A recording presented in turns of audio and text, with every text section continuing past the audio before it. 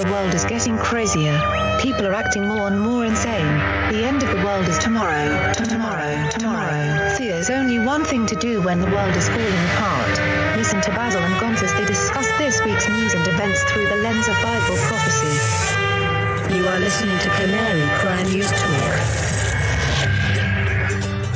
You are listening to Canary Cry News Talk, episode number 626. It is May 22nd.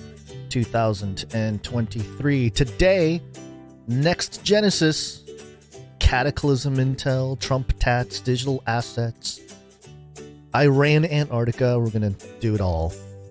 My name is Gonz, the director of the Age of Deceit films. Wife calls me the Cabana Boy, which is my wife's birthday today. So happy birthday to my beautiful bride. And yeah, there you go. May 22nd. Your favorite Asian provocateur for Christ. Live to tape from California, bringing you the best news, which is the gospel message of Jesus Christ, while reporting the egregious with a well-rounded, biblically grounded take on world events.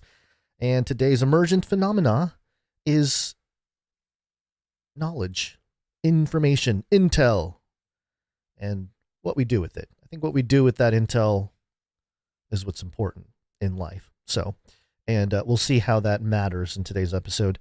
Going to try to get through some things a little bit quicker than normal episodes, which can run, 3 hours.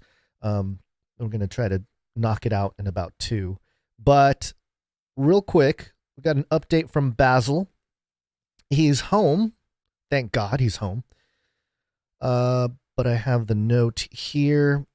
There's a chance he'll be out this whole week again. Maybe Friday he can be back, but he's not holding his breath, which is funny because he's having a little bit of breathing issues. So the update is that he came home last night, but they have him on all of these breathing exercises because he's at high risk for pneumonia. I'm just picturing Basil, with the googly eyes VR headset doing Wim Hof exercises. Probably not that because he says it hurts. He says, I can't take a full breath or speak for more than a second or two without big pain. So keep praying for your best buddy Basil there. He's going through some pain, but recovering. Things are looking better. This is unfortunately a great case to be made for the brain-computer interface where, his breath might be short, but he is full of ideas and full of thoughts, and we can just decode it with a little bit of, oh no, yes, yeah, we're going to call upon the producers in a minute. But yeah, just use those devices to read the brainwaves, which we'll talk about today in today's episode. So yes, pray for your best buddy Basil. Producers, assemble! And before we get too far along, we're going to start with a quick disclaimer. It's time for a disclaimer. Now listen up. YouTube. That's right. And just for all the content moderators and censorship managers out there, be they robots or humans, everything you hear on this show comes directly from the mainstream corporate news media. We do not claim to be experts on healthcare, geopolitics, military strategy, corporate law, or the moral and ethical implications of any of these topics, nor do we implicitly or explicitly support or subscribe to any sources or narratives containing misinformation, disinformation, or malinformation, as defined by the Department of Homeland Security. We're good boys. All right, YouTube, we're good boys. Oh, look, here's Basil. Let me bring you up to speed. Yeah, I'll be filling in for Basil on the rundown here. We're going to talk a little bit about some cataclysms, some things taking place that lead to a classified document or declassified document that recently came across. I heard about it before, but it's the Adam and Eve story by Chan Thomas. It's got some interesting implications. And then we'll go to FLIPPY, a FLIPPY update. Stargazer can now be your cameraman using a FLIPPY arm. So we'll talk about that. We'll talk about the FBI. Again, a lot of intel, a lot of intelligence. New York Post saying FBI issued 278,000 improper searches in 2021 filings. Oops. Yep, we told you they're watching us. Then we'll get to the technology part here where we're going to discuss the first brainwave operated video game. I guess it's not the first, but really just a cultural moment for that kind of technology. And then we'll discuss Trump tattoos and how it's kind of mark of the beastie. Not gonna lie, it's a little weird. Then we'll talk about the economy a little bit, what the G7 is up to, what Joe Biden said about crypto traders, what would happen when $2 trillion is sucked out of the global economy, and what the Bank of International Settlements is planning for the 1st of January 2025. I think it all kind of ties together here to some tokenization of the world, and we'll kind of talk about that a little bit. And then at the end, we'll talk Antarctica, some footage of some crazy Antarctica storm, viral, blown away systems, and then of course Iran for some reason wanting to get to Antarctica, and we'll play a fun little ridiculous, not ridiculous, but kind of a just a wild theory about Antarctica that we've been covering for a while at the end. Okay, let's get things going here. So, to kick things off. But as the days of Noah were, so shall also the coming of the Son of Man be. So, this is from a month ago, but I'm seeing more reports recently, and it all kind of tie together to a bigger point being made. But this is from nyc.gov. It's from New York City. Mayor Adams commits to reducing city's food-based emissions by 33% by 2030. Another ding for that one. After releasing new greenhouse gas emissions inventory incorporating emissions from food. And the long and short of it is they're going to do some food surveillance of New York City and its citizens, and what kind of food they're getting, and this is a very high-level surveillance thing. Did you ever have the feeling that you were being watched? Yeah, New York is tracking your food and, converting the food that you're eating to some kind of emission metric, and then they will determine what kind of food you can eat or can't eat or whatever. It's a little crazy if you think about it, but there you go. This is New York, and of course we've known about the bastions of liberal thought and progressivism in the last few years. You have New York, California leading the way in many ways. Really, the whole West Coast there, up in, or it's certain parts of Oregon. I wouldn't say all of Oregon, but yeah, it's been a thing where these policies that are clearly related to the World Economic Forum and its Great Reset agenda, and also sort of a confusing yet in method, very similar tactics to what China has been doing to the United States. And now we're kind of like, we must fight China. How are we going to do that? We're going to do what China had did. It's like, okay. All right. I guess we have to fight fire with fire. I understand. But it puts us in this crazy situation. But I just thought it was hilarious. 33% the year 2030, and all this food tracking that will be taking place in New York, which leads me to this other story that was more recent. LiveScience, New York City may be sinking under its own weight because the buildings are too heavy, scientists warn.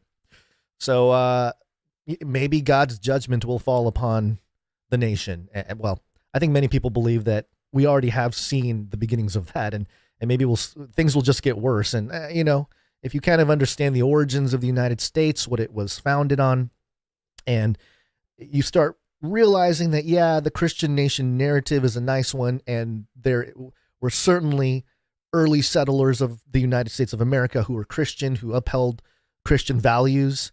And you can argue that some of the, values were written in the Constitution and things like that, which, again, is sort of, it goes back and forth. I have been leaning more towards recently this idea that a lot of deists and, Freemasons and all these guys used a lot of the language of the Christian thought or, theology, really, to break free from the King of England and, to become their own thing, and sort of verbally jujitsu the King of England to be like, hey, all right, you don't have authority over us, because they appeal to God. But of course, being a deist, they can do that.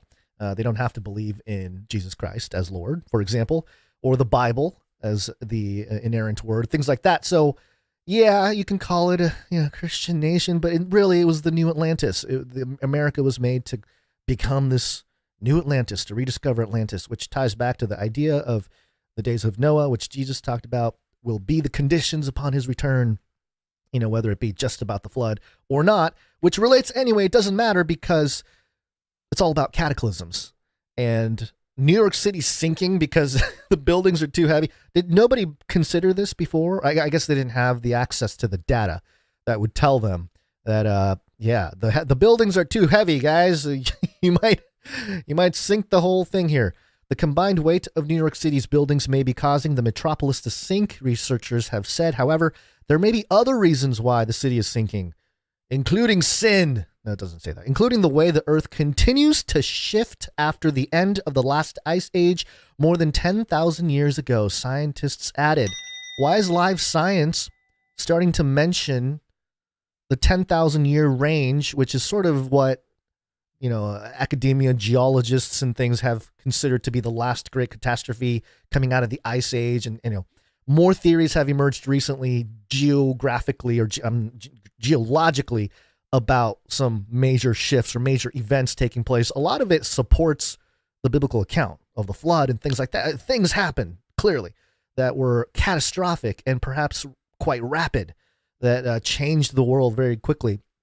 And I think it's again, we don't have to discuss the exact timeline of these things, but at the very least, geologists are starting to see certain things in the geological record, so to speak, that, massive changes occurred.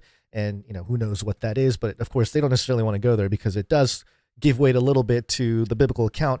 But to combat that, what I think is taking place is sort of hijacking the narrative, creating that in the same way the Luciferians considered Adam and Eve the victims of Yahweh and saying like Lucifer freed Adam and Eve from Yahweh.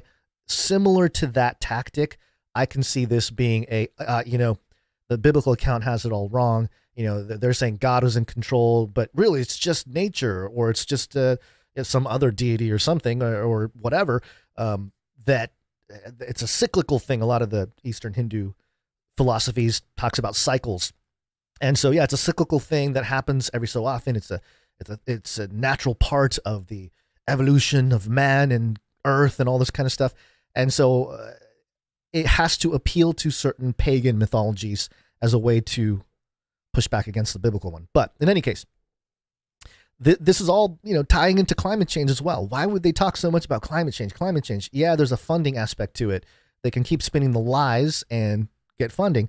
But at the same time, maybe they are aware of some event, and of course they can capitalize on it because they might know something is coming that the rest of the population doesn't. And so, okay, New York food tracking surveillance as a sort of primer for this idea that New York might be sinking to this idea of cycles and geological changes that happen rapidly.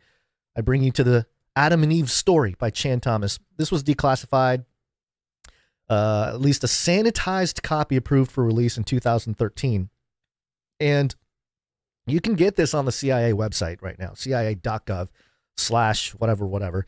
I pulled the archive version of it for the links, just because I figured, I don't know about you guys, I figured that most of you watching, guys and gals and ladies and gentlemen, don't want to be clicking on CIA directly, from your machines just to check out a document. So this is just, one layer removed, so to speak. But it is an interesting document, and it outlines basically a pole shift. It's really not that, groundbreaking in terms of the idea itself that, there's some kind of 90-degree pole shift that happens. California and the entire western, the Pacific Ocean just kind of washes over the U.S. at large. Everything shifts. Antarctica, interestingly, becomes kind of where the equator is now. So there's like a rotation, kind of like a musical chairs of regions. And, perhaps, again, it goes into all kinds of theories that, hey, this happened before. That, hey, maybe this is what's planned or what's meant to happen or, whatever. And they appeal to a lot of different things, including the Bible. And it's interesting because, just to pull one part here from page 35, they rewrite Genesis 1, 2, and 3 under their own sort of interpretation that they say directly comes from Naga, N-A-G-A. Now, the Naga, or the Nagas, are a divine or semi-divine race of half-human, half-serpent beings that reside in the netherworld, Patala, and can occasionally take human or part human form, or are so depicted in art. And of course, Naga is interesting because it kind of ties into the biblical Nakash, the serpent in the garden. And of course, the reference to snakes. So kind of, all right. Okay, all right, CIA document that wasn't declassified till about 10 years ago. You were basically hiding the snake interpretation of Genesis is what. Good job, CIA. Well done. Nice work there. But yeah, so they go through, I'm not going to read it, but I'll just maybe a couple lines just to get an idea. So, all right, this is Genesis 1 reimagined, the unclassified until recently CIA documents.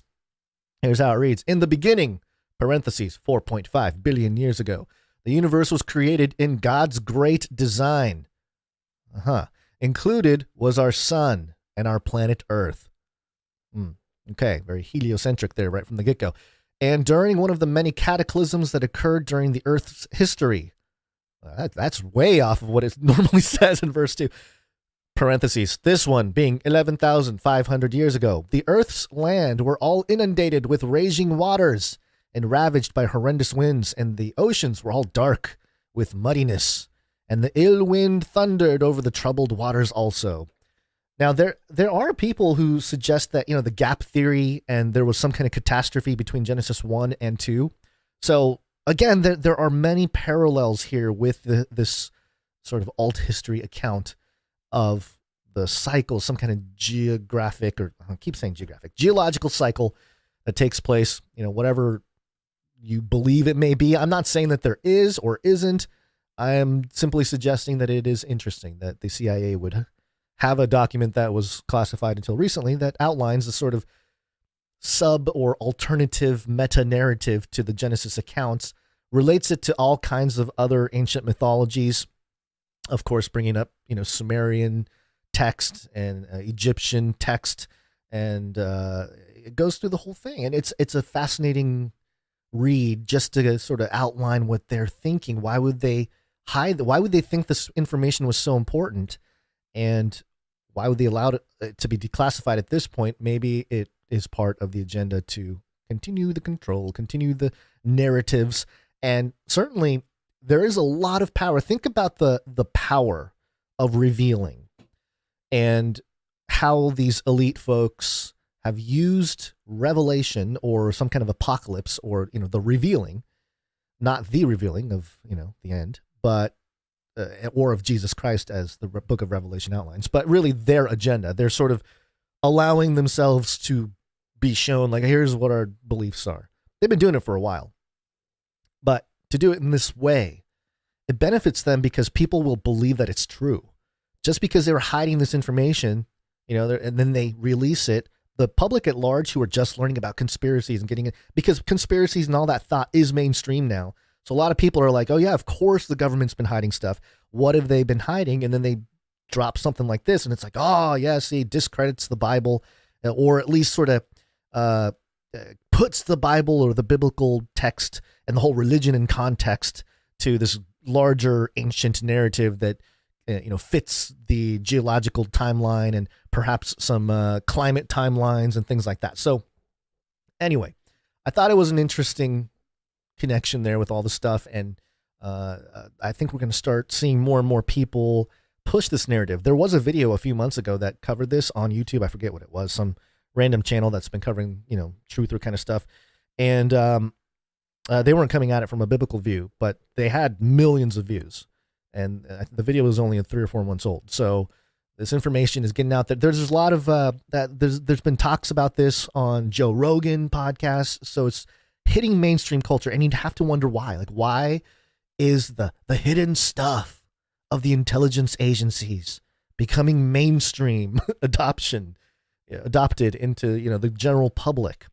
And it has to do with indoctrinating the public. It has to do with getting everybody initiated. And truly, we live in this era where everybody is being initiated, quote unquote. There's trauma, there's endless propaganda, there's monetary enslavement. It's not so much the same kind of slavery as before. We have an economic enslavement system that everyone is fighting against. So interesting times, and I just want everyone to be aware of documents like this floating out there. Do your own research, DYOR, and come to your own conclusions about it. But there you go. So keeping that in mind, let's continue on here. Let's see, what do we do? Oh, it's Monday. It is a loading Monday. Gary, what day is it? Monday. Sounds like somebody's got a case of the Mondays. Gary, what day is it? Monday. It is Monday. Speaking of Mondays, as of now, I don't think we will have a show next Monday, Memorial Day. That's the 29th. And it's also the first Bilderberg meeting, 1954, it says on the Canary Cry calendar. Yeah, it'll be the first weekend in the new house, but the office is still not in the new house. So there's a little transition period there for a couple weeks. And also, it's Memorial Day, and there's a lot going on in family and life. So I might take the day off, but we'll come back on the 31st for sure. And then things get interesting in the next 2 to 3 weeks as I actually move the office. Don't know how that's going to go, but let's do it. And again, I'm still trying to figure out how to jimmy rig my electricity. I better call someone out before I electrocute someone or myself, or open a portal on accident or something like that. Because what I would love to do, and I don't even know if this is possible, I see all these houses now in that general area where we're moving have solar panels, and I know that California, they're pushing for that. All I want to know is, can I build my own mini solar panel that just powers my whole office? Keep it completely away from everything else. I don't know. The electrician people out there can let me know. So there you go. That's basically what I've been up to. But, we did our Basil update, so we'll continue praying for him. And I didn't hear much from him this weekend, but from what I can tell, he's doing better, and he's at least home. So we'll keep praying for him. And he did say one thing. It was like, they're saying because I basically responded and said, yeah, so they're basically, the hospital's surveilling you at home. And he said that he's got some weird tubes coming out of him at the moment, and he's got an appointment next week, early next week, to make sure I'm not dying. Well, that's good. That's a good reason to go get checked out by a doctor or something. You know, hey doc, let me know if I'm dying. Okay. I mean, I suppose the answer is yes for all, but not going off a cliff is a different story.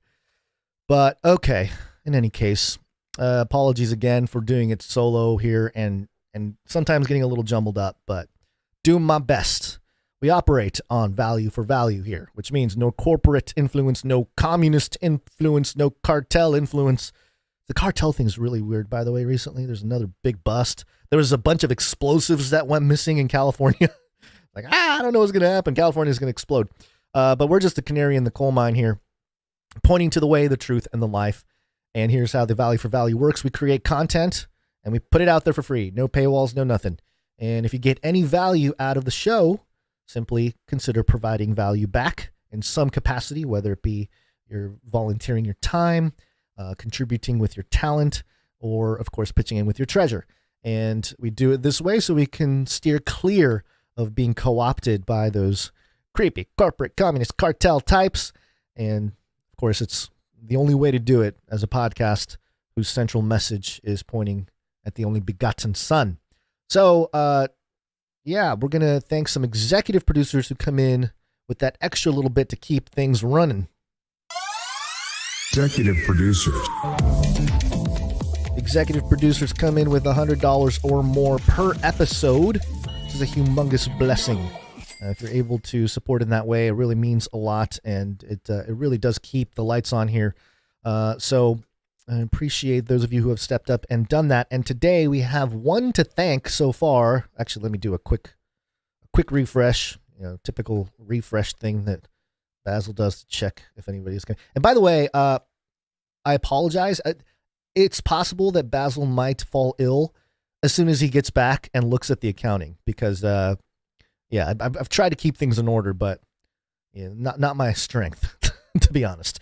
So it's possible that he's going to come back and he's going to go right back into the hospital. And we're going to have to hire an Excel expert or something to help us organize our back end here.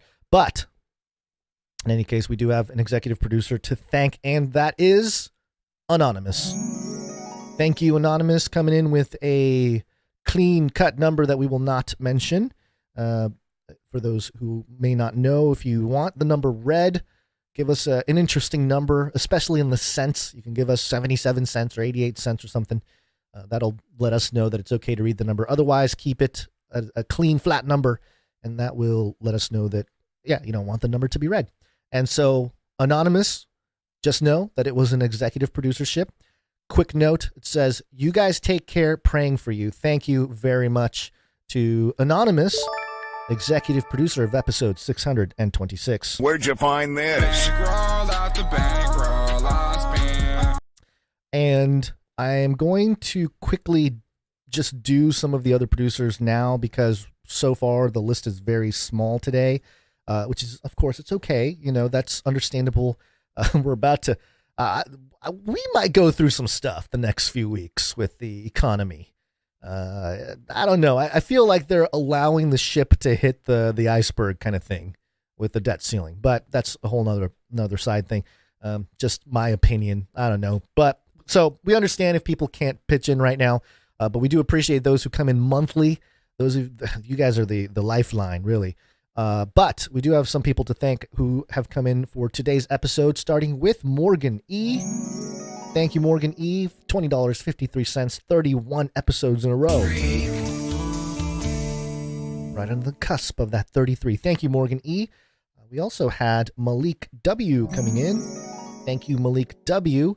I didn't see a note, and I am going to thank, and so by the way, we are airing a little bit early today, so it's possible that if you come in, if you're used to coming in a little bit later in the day, it may be in the next episode. But if that happens, then I will not, end anybody's streaks or anything like that. If that happens, just a situation, trying to be malleable here. So let's thank the people coming in under $7.77, which if you're over $7.77, it entitles you to have a note read. Otherwise, it's just a quick thank you. And we're going to start off with Sir Casey, the Shield Knight. Thank you very much. A quick moment for Sir Casey, the Shield Knight, because this is his 300th episode in a row. That is incredible. Oh yeah, Streakalicious. And a special jingle for the 300 streak. 300. That, I mean, there are people listening now who have not even been listening for 300 episodes. And Sir Casey, the Shield Knight, has been coming in faithfully for 300 episodes in a row. That is unbelievable. Thank you very much, Sir Casey, the Shield Knight. And let's move on here. Dame Gale, Canary Whisperer, and Ladies of X's and O's. Thank you very much. 262 episodes in a row. We also have Veronica D, 262 episodes in a row. Sir Scott, Knight of Truth, 286 episodes in a row. I'm going to leave it there for now, and then we will we'll clean things up as time goes on here. But thank you very much to those people who came in for this episode. We appreciate you. Thank you for your patronage. Shut up and take my money. Thank you for your patronage. Thank you for your patronage. Thank you for your patronage. All right, let's move on, and we'll get back to some thanking people a little bit later. Let us flippify. Let's flippo. Flippy update. Do you want fries with that? All right, this is your Flippy update. Flippy is our colloquial name for the disembodied robot arms that are taking our jobs, enslaving our children, and flirting with our spouses. We use talking about Flippy as a way to explore the fun and exciting ways robots are taking over the world, and now there's nothing we can do about it. It's happening. It's happening quick today. The article comes from UToronto, that's .ca, that's University of Toronto, and the headline: researchers develop interactive Stargazer camera robot that can help film tutorial videos. Ooh, tutorial. Why just tutorial videos? This is a niche down market. You got this header image of a guy, deep black backdrop. There's a guy here with his arms crossed. He's the PhD candidate Jianan Li, and then a robot arm right next to him. I'll read a little bit about this.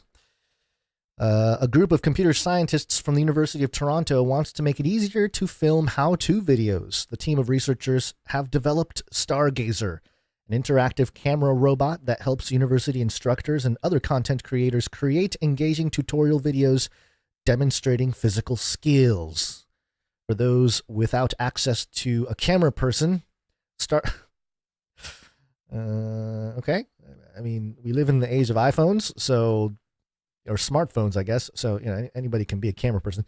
For those without access to a camera person, Stargazer can capture dynamic instructional videos and address the constraints of working with static cameras.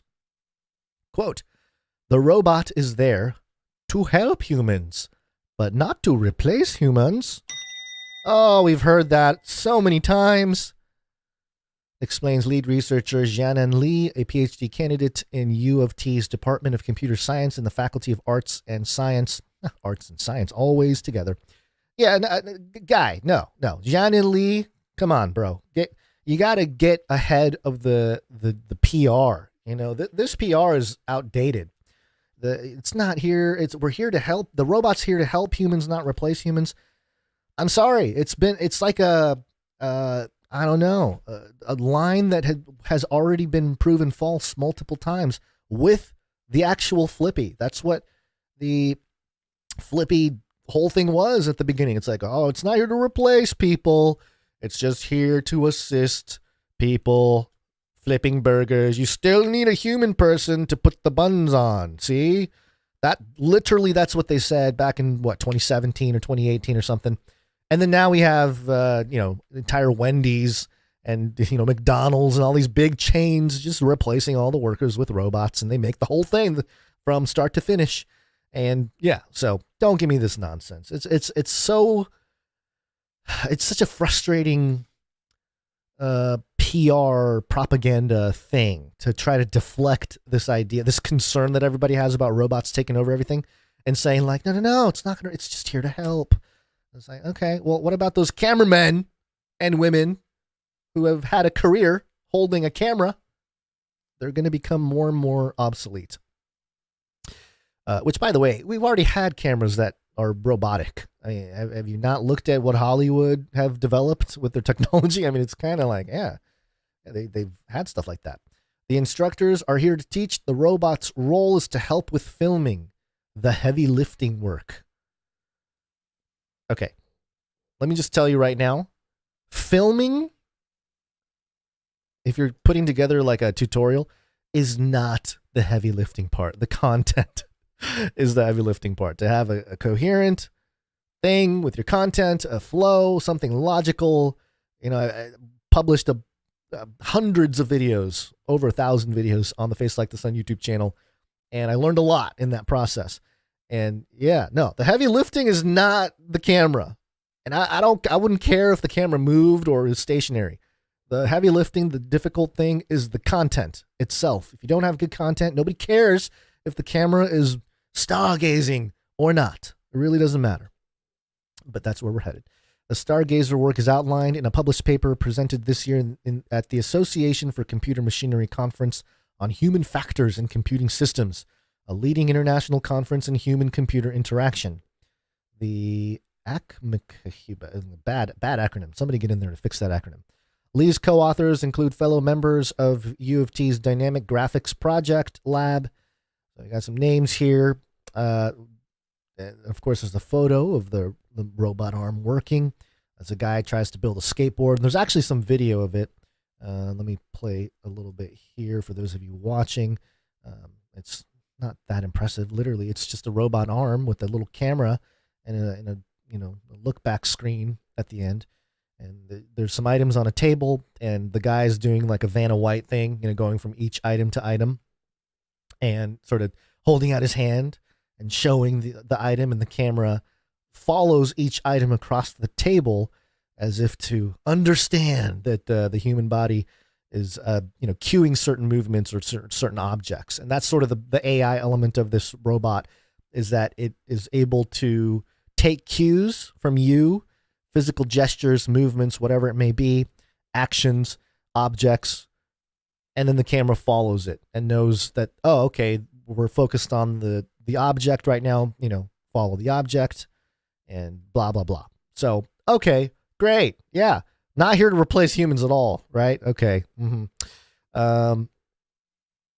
Let's see. While the team presents Stargazer as an option for those who do not have access to professional film crews, the researchers admit the robotic camera prototype relies on an expensive robot arm and a suite of external sensors. Lee notes, however, that the Stargazer concept is not necessarily limited by costly technology. We want to build something for everyone. How much will it cost? Extraordinary amounts. Oh, so only rich people can use it? Yes. All right. So it's like a really, really glorified selfie stick. That's what this is. This is a really glorified selfie stick. Quote, I think there's a real market for robotic filming equipment, even at the consumer level. You lowly consumers. Stargazer is expanding that realm, but looking farther ahead, like a watchman, with a bit more autonomy and a little bit more interaction. So realistically, it could be available to consumers, he says. Lee says the team is excited by the possibilities Stargazer presents for greater human-robot collaboration. Quote, for robots to work together with humans, the key is for robots to understand humans better. Ah, of course. Here we are looking at these vocabularies, these typically human communication behaviors, he explains. What are you, Lee, an alien? Sounds like an alien. The key is for robots to understand humans better. Here we are looking at these vocabularies, typically human communication behaviors. Quote, we hope to inspire others to look at understanding how humans communicate and how robots can pick that up and have the proper reaction, like assistive behaviors. And that's the end of the article. So great. FLIPPY is becoming your cameraman. No longer is it just flipping burgers. That's the thing that the such an observant Basil really highlighted with the whole creation of the Flippy update. This idea that robot arms are just going to be everywhere, and they're just going to be everywhere, and they're going to be flipping burgers and filming people. I mean, can you imagine somebody walking in a mall or something, and they, instead of a selfie stick, they got this robot arm, and it's kind of weaving, and if you don't have that cool effect, then you're not cool. You can't be the next big TikTok influencer. Anyway, it's ridiculous. But what did we expect? Did we expect anything more or less? More, less? I don't know. All right. Let's continue with the intelligence. FBI, open up! A lot of it's a hoax. It's a hoax. I mean, it's a money-making industry, okay? Unindicted co-conspirators. Yes. We had the CIA document leaks, which I forgot to play a couple things in that segment. Of course, you got this one. That was a former CIA director answering to the question of whether the CIA meddles with foreign elections today. He said, "Nom nom nom nom." Yeah, that's the world we're living in, folks. I mean, I don't blame anybody who says we live in clown world. It's absolutely true. We absolutely live in clown world. And also the New York thing earlier, I'm sorry, I forgot to mention this too, is the Mayor de Blasio thing, when he says he loves vaccines, and he was he was promoting the vaccine by eating a hamburger, saying he was going to hand out free burgers to anybody who got the shot. And of course, he's eating on air, and he said this. Vaccination. That really happened. I don't want people to forget what we lived through, okay? Mayor de Blasio was eating a hamburger live on air, talking about how you'll get a free burger if you get a vaccine. Vaccination. So anyway, New York Post. FBI issued 278,000 improper searches in 2021. The Federal Bureau of Investigation's improperly used its warrantless search powers hundreds of thousands of times in 2021, according to an unsealed Foreign Intelligence Surveillance Court filing. The FBI improperly surveilled U.S. citizens 278,000 times, the filing said. The very wide net included George Floyd protesters in the summer of 2020, along with those involved in the Jan 6 riot at the United States Capitol building in 2021. I think that's interesting that they included two sides of the political aisle here. You have George Floyd protesters, which is clearly a left Democrat thing. And you have the Jan 6 riots, which is the right thing. I'm not saying they're not constructed. Both of them obviously were stoked by intelligence ops anyway. So it would make sense that the intelligence apparatus would like to know how they did on their work, right? Yeah. Let's gather the data from the George Floyd protest and the Jan 6 riots and, get all the data we can. In a statement, the FBI chalked the matter up to an issue with their, quote, querying procedures, which had been resolved. Quote, as Director Wray has made clear, the errors described in the Foreign Intelligence Surveillance Court's opinion are completely unacceptable, end quote. A senior FBI official told Fox News, quote, as a result of the audits that revealed these instances of noncompliance, the FBI changed its querying procedures to make sure these errors do not happen again. The findings are only likely to fuel ire towards the Bureau, which has come under fire for its handling of the Hunter Biden laptop case. Of course, the New York Post would include that because they were the ones being censored. Its role in suppressing free expression on social media and the opening of a probe investigating ties between Russia and former President Trump. So there you go. Obviously, we are living in an era where the confidence in our intelligence apparatus, our institutions, is at an all-time low. And there is an element where I think be careful what you ask for, because tearing these institutions down while there may be a period of a more transparent or more peaceful system, or what appears to be more peaceful, which I wouldn't be surprised with, the sort of juxtaposition between cataclysms happening or potentially happening with climate stuff. And then on the other side, we've achieved more peace than ever before because of these new ideas, the new technology, the new infrastructure. But the transition period becoming very turbulent in more ways than one. So yeah, again, I think this is all part of that system being torn down on purpose and revealing it. And just like the CIA documents that were declassified, what's the point? What is the point of having this kind of info leak out? And not leak out, but having a sort of internal conflict, other than to stoke those who are already distrustful of institutions like the FBI. You're basically creating the Civil War narrative where you have the establishment versus the people. And that's been picked up, a lot in recent years by the Republican Party in general.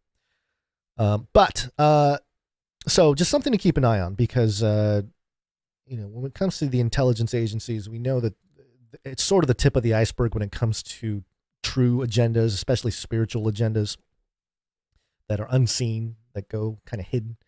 And I was reminded the other day of a passage that was vital to me when I started looking into all the stuff and talking about world events through a biblical lens.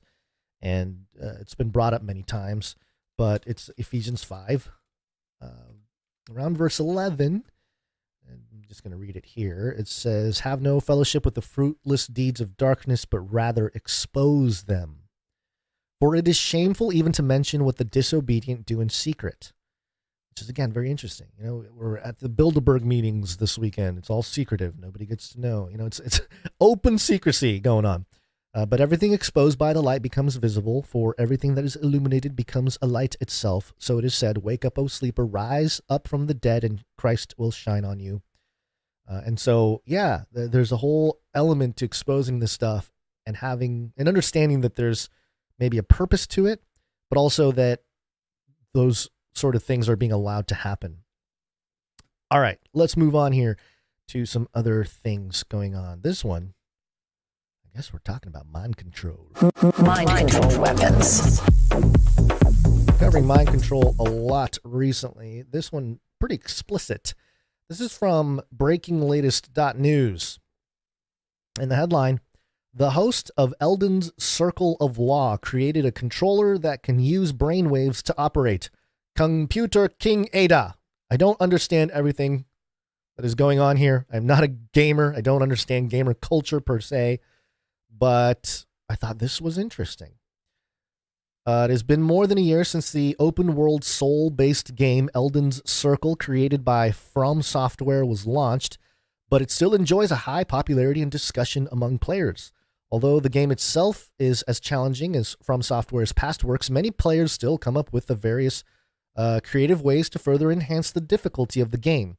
Just recently, a well-known Elden Ring live host created a device that can play games without hands. For the host, Perry Cariel, it seemed that relying solely on her own operation skills to get through Eldon's Circle seemed to be unable to satisfy her desire for challenge. In the latest challenge, she began to try to operate without using her hands at all. In Pericariel's play video released on her own Twitter account, she showed how she defeated the boss Grex Soldier in the teaching level at the beginning of the game without using her hands, and the key to everything that was the one on her head device. Okay, so here's the tweet. For those of you watching, I'll play the video. It's about 45 seconds. The tweet says, "Our first trial of our completely hands-free mind control game controller was a success." And in the video here, I'll play it. There's, you can kind of hear the game going on. And for those of you just listening, what you will hear is the game, obviously, but it has a sort of an overlay graphic of her brain, and so you can see what parts of her brain are lighting up, and also just a face cam of her. And of course, her hands are kind of in like a prey position in front of her mouth because she's thinking and working, I guess, the game controller through her brain. And it really is, I don't know, it's kind of a strange moment. I'm sure this maybe has happened before, but in terms of something that's come across my desk anyway, and by the way, you can't keep up with everything these days. There's so much going on. But just in terms of, stuff that I've been talking about for a decade now, the girl is there. She's just sitting there kind of staring at the screen, but she's controlling everything with her mind and normalizing this type of thing. Before it used to be like, oh, we're just watching somebody watch, some video and reacting to it. You have all these reaction videos, any kind of video that goes viral. You have reaction videos where you're watching somebody else react to that video. And of course, the live stream thing, watching other people play video games, big cultural phenomenon for the last couple decades. But now we're at the point where it's like, oh, you're just staring at this person and it looks like they're doing nothing, but their mind is controlling this character and doing all kinds of stuff. And there's just an interesting psychological thing taking place. So here's the footage, the 45-second clip from Perry. She's in the game. She's sort of tilting her head side to side, but you can see the character moving around. They're in this dungeon. There's a big enemy coming. She's moving around, avoiding some swings by a huge sword. Going in, and yes, there was a kill attack. Her enemy, she's happy. God, amazing! Oh, I was just stopping from... We did it! When did I get so cracked at this game? Hands-free controller, anyone? Anyone want a hands-free controller? No? I'm making them. Uh-huh. That's the creepiest part for me at the end, where she's like, hands-free controller, anyone? And she's kind of tilting her head side to side. Looks like a witch or something casting a spell. And then on the screen, the character is like jumping around and swinging the sword and doing all kinds of stuff. And man, this is like that next level of walking, digitization, but also, communication, what it means to be a gamer. It's just like, no, you don't need your hands anymore. Just use your brain, man. Your brain you don't even need an implant. Just wear this thing and you can control the game. And I don't know how perfected this technology is, but just to say that, how do you get a bunch of people to wear headsets that, measure your brain waves? Video games. Same way, really the same way how you get billions of people, all of a sudden, smartphones in billions of people's hands, right? Heard a joke the other day that was pretty interesting. I forget who it was, and if anybody knows who the comedian was, you can mention it. But basically the joke was, making fun of people who thought the vaccine delivered a microchip in the body. And the guy was like, that's a ridiculous idea. We're already microchipped. And he held up his phone. So there's something to be said about that. Of course, there is that biological barrier, where we're still talking, hey, at least it's a device that's not in my body yet, right? Of course, there are certain arguments to be made in terms of the psychology of where we're at, but just an interesting little story here. And I don't know, it's just going to become a thing. These young people using it, using this type of technology to experience life. You're not going outside climbing trees. No, you're fighting warlocks in some realm with your mind.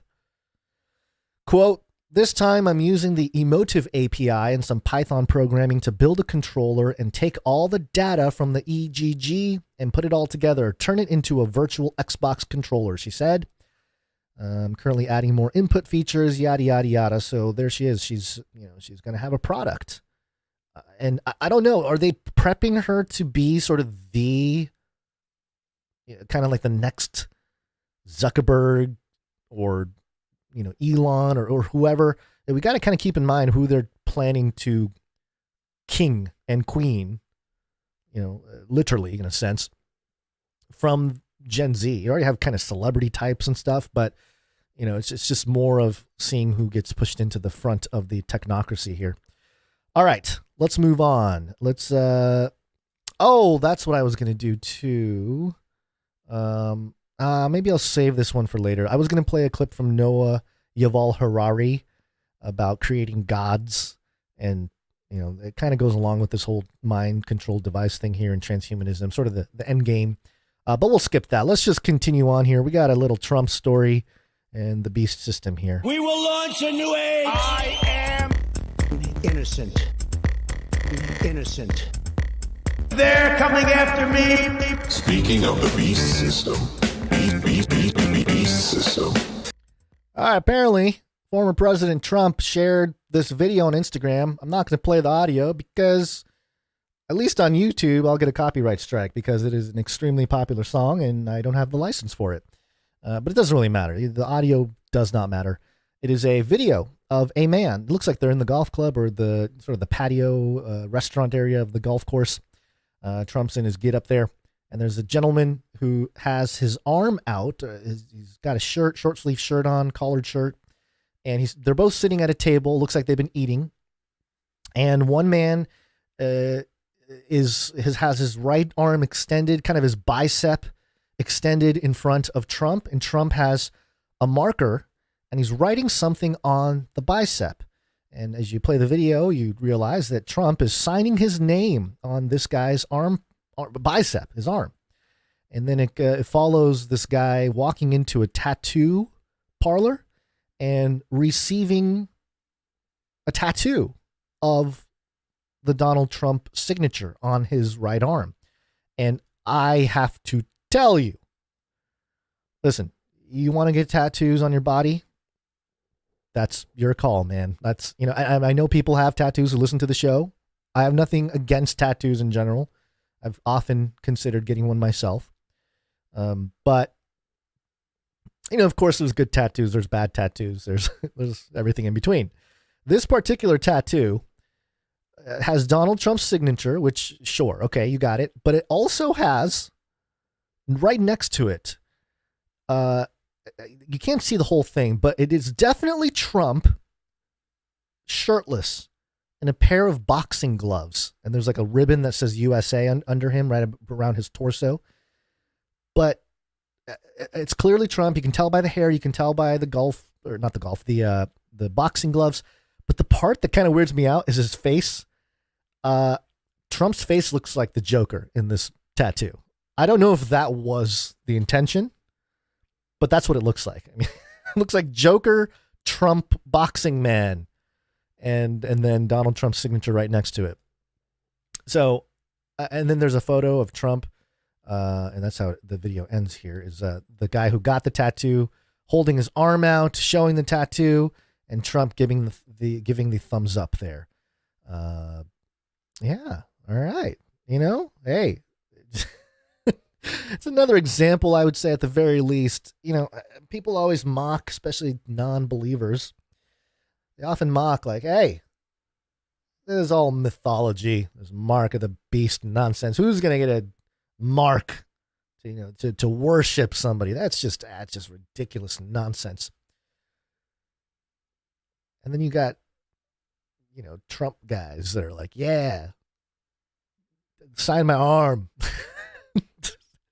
Sign my arm, Trump. The tattoo. Look, it's a right bicep, okay? But that's getting pretty close to the right hand, all right? It's creeping down. It's getting closer and closer to that right hand. All you need is Trump to, this ink has microchips, the best microchips. We have the best ones. Forget China and Taiwan. We build our own microchips. I don't know. But anyway, there you go. I just thought it was interesting. It's an interesting cultural commentary on where we are. It's like, yeah, okay. What's not scary or sad, just the reality of the situation is that, there was from the left media, especially mainstream media, who heavily leaned left in the last decade. And truly throughout the Trump presidency, a lot of the criticism was, oh, look at these Trump people. It's like a cult.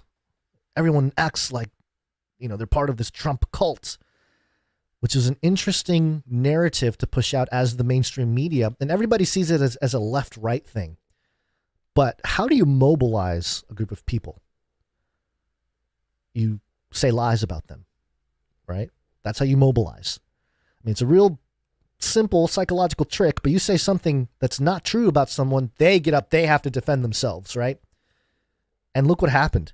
You know, you also had the QAnon phenomenon, which, by the way, is the Noah Yuval Harari clip that I have that I won't play today. But basically, he talks about how QAnon rose up and how AI can create QAnon-like movements because, you know, people are going to consider the writings of AI to be sacred. Hello, we've been talking about stuff like that. So, but notice how it actually created the radicalized people who are super hyper Trump to the point where you're getting Trump tattoos on your arm. You know, and I'm not saying these are bad people. That's not the point. I'm making a cultural commentary on, you know, where we're at and how the sort of right-left two-party system, the false duality system works. The right-left paradigm. And when you walk, what do? You take a step with your right foot, and you take a step with your left foot. You know, one foot's always ahead of the other. And similarly, you kind of have to create that swing, that momentum, and I think that's what we saw with the narrative of the left progressives saying, oh, Trump people are cultists and all this kind of stuff. And they said, no, we're not. We are not. But we just defend the Constitution and we defend this man Trump and yada, yada, yada. And then all of a sudden, you know, hey, Trump tattoo. There you go. Just a commentary on where we're at in the United States, because it's kind of an interesting inflection point here we're at. We don't quite know what's going to happen in the next couple of years, especially this next election cycle. Things can get very weird because of what's taking place now. And you shall hear wars and rumors of wars. This is also part of the New World Order, Build Back Better whole thing. Build back better. Build back better. Build back better. We will build Babylon better. This time, a new world order. The New York Times. There's an article, the headline, "To counter China, G7 countries borrow its economic playbook."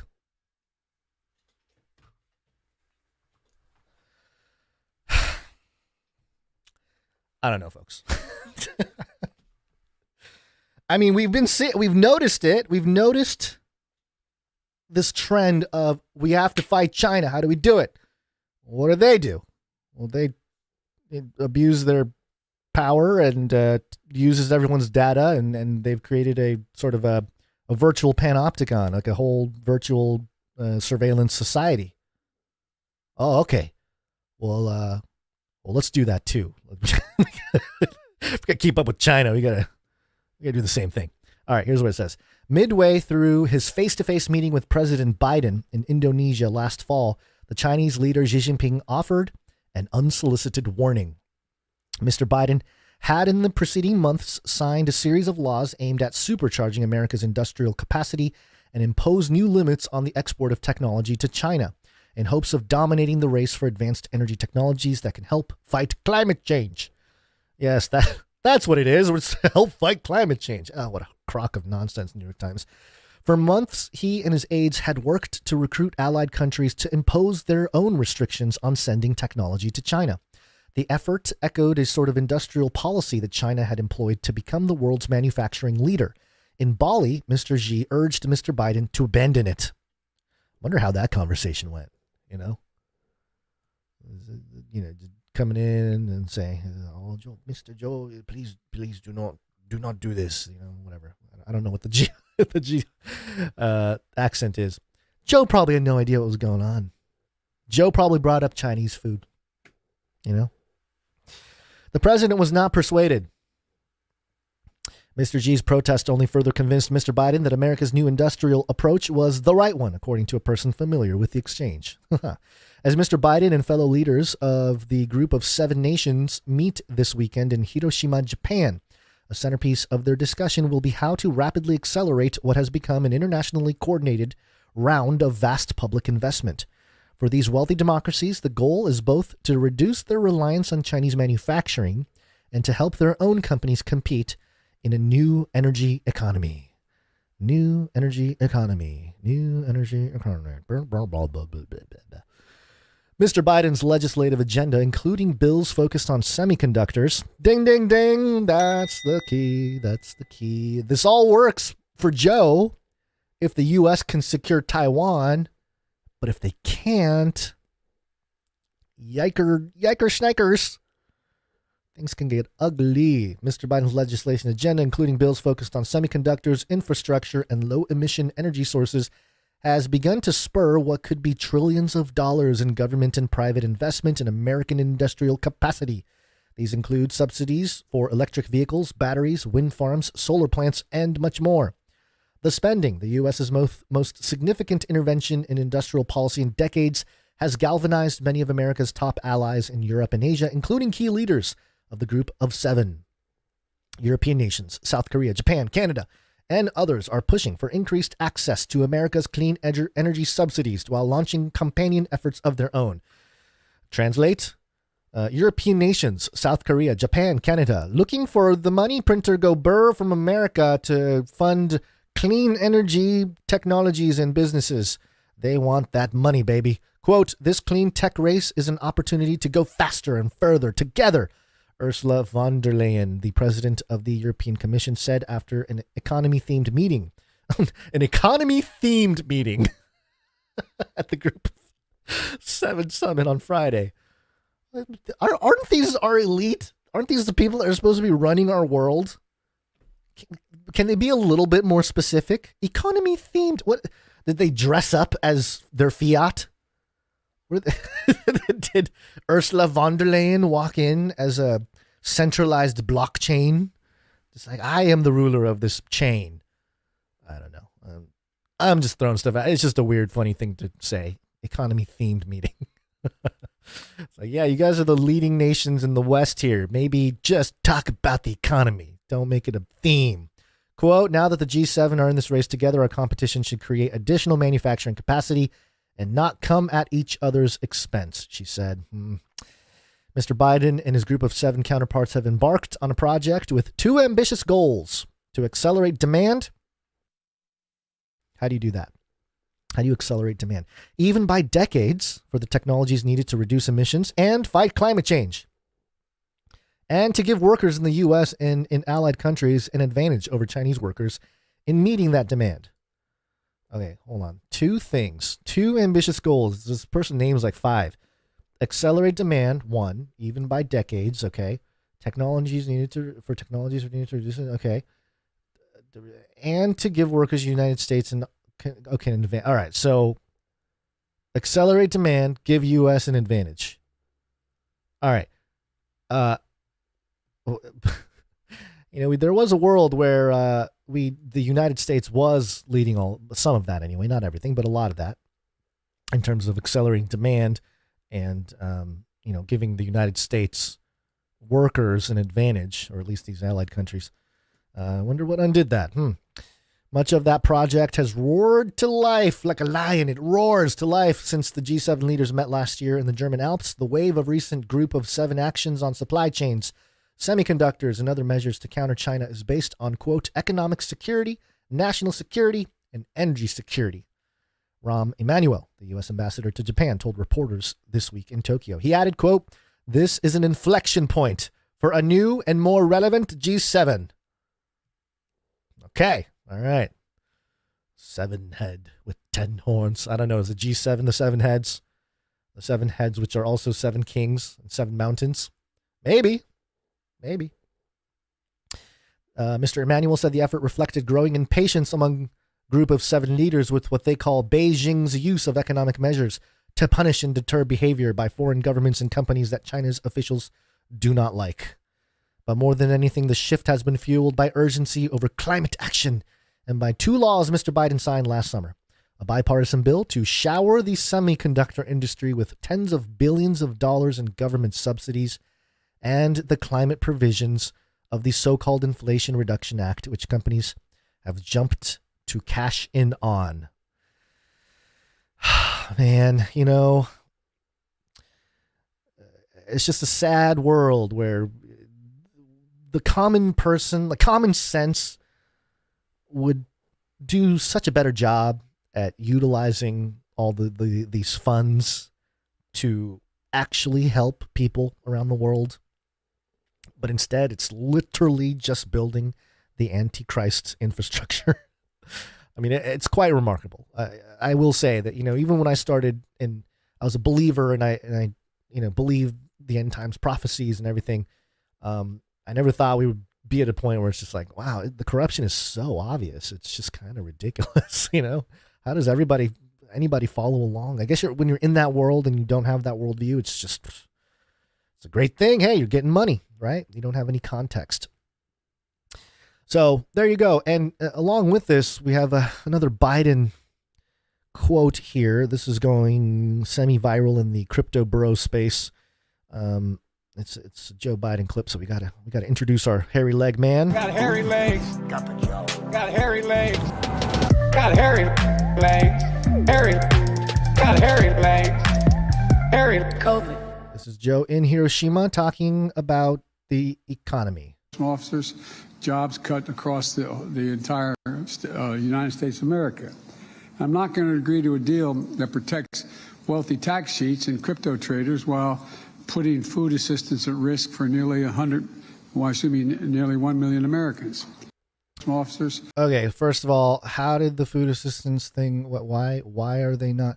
And what does crypto traders have to? So, hold on. Crypto traders are taking money away from people that.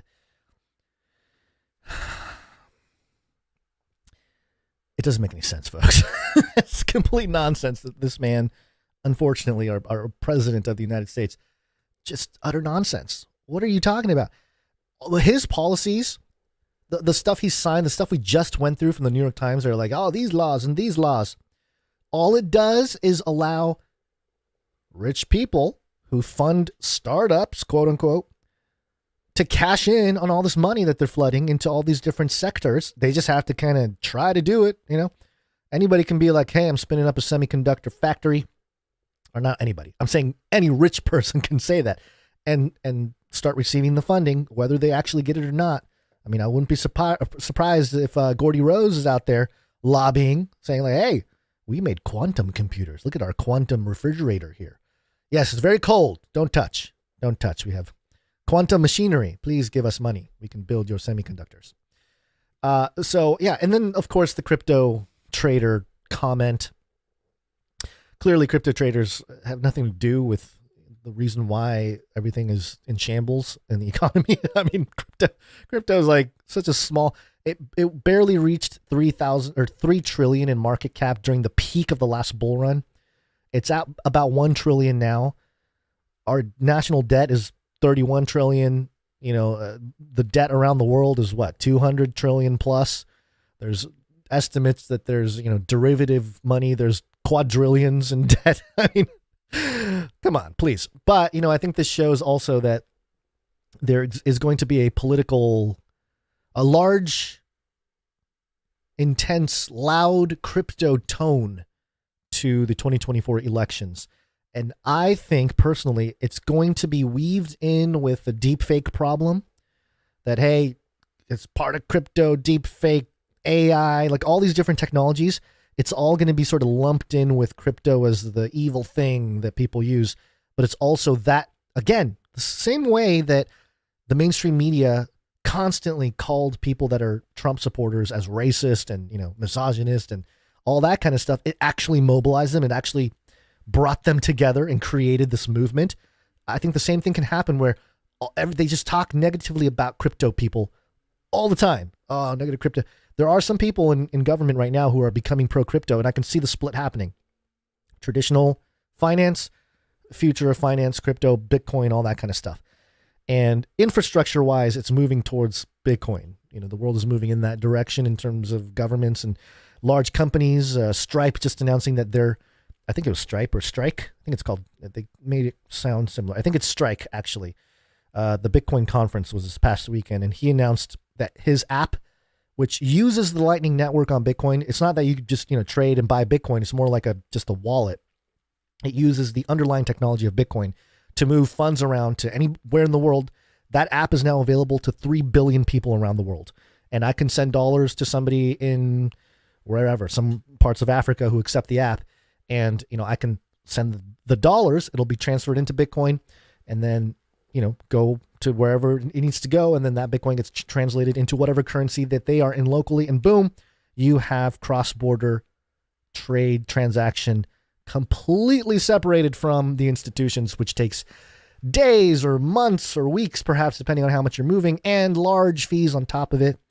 It really is. I mean, the system technologically, we should have a much more open, free system, but because of the way traditional finance works, tied in with the central banks, how they want to roll out their own system that's heavily controlled, because of that dichotomy with what the people are generally moving towards versus what governments want to do, you're going to have this divide, and it's going to hit politics. And man, again, it's really tough, because it seems like to me that the Republican Party is being primed as the pro-crypto party, and the Democratic Party is the anti-crypto party. And there are pros and cons to that, but I'm just telling you now, that's how things are shaping up to be right now. So, which is interesting if Trump is to do anything next year, because Trump has been an anti-Bitcoin guy. Of course, he had his NFTs on Ethereum, so he may know to move in that direction, especially because NFT technology can actually mitigate a lot of deep fakes that will be out there, because they keep warning us like, deep fakes is going to be a political problem. Well, guess how politicians can actually verify that the content or whatever they're publishing is theirs? NFTs. So that's how it's going to happen. That's how adoption is going to happen. But I'm also concerned about how, the elections may go in general. There's so little trust in the voting system. I'm just worried that you thought Jan 6 was bad, right? Like in terms of a psyop, a sort of what are they called? A false flag, a constructed, manufactured event to create all kinds of policy. Thought it was bad in 2021. It's possible they're planning for like a Jan 6, like a super Jan 6, where you get not just the capital of, the Capitol building in Washington, D.C., but you get, government buildings across the nation, or at the very least, some certain spots where you have mobs. But, in order to do that, got to have robots. Got to have robots, because if the people are out there doing it, I don't know. You need some people to stop them, and I think that's when the robots deploy. And we are in the sci-fi dystopia that we all feared. So there you go. Crypto bros, you're a target. But of course, crypto bros are also Secret Service agents. So, hey, maybe the whole thing is just one big charade. Come on, man. Joe's right. Armageddon's on the way. For crypto bros. All right. That's that for the money thing. Oh, one other point. Actually, a couple other points. This is a CNN business article. What happens when $2 trillion is sucked out of the global economy? It may not be pretty.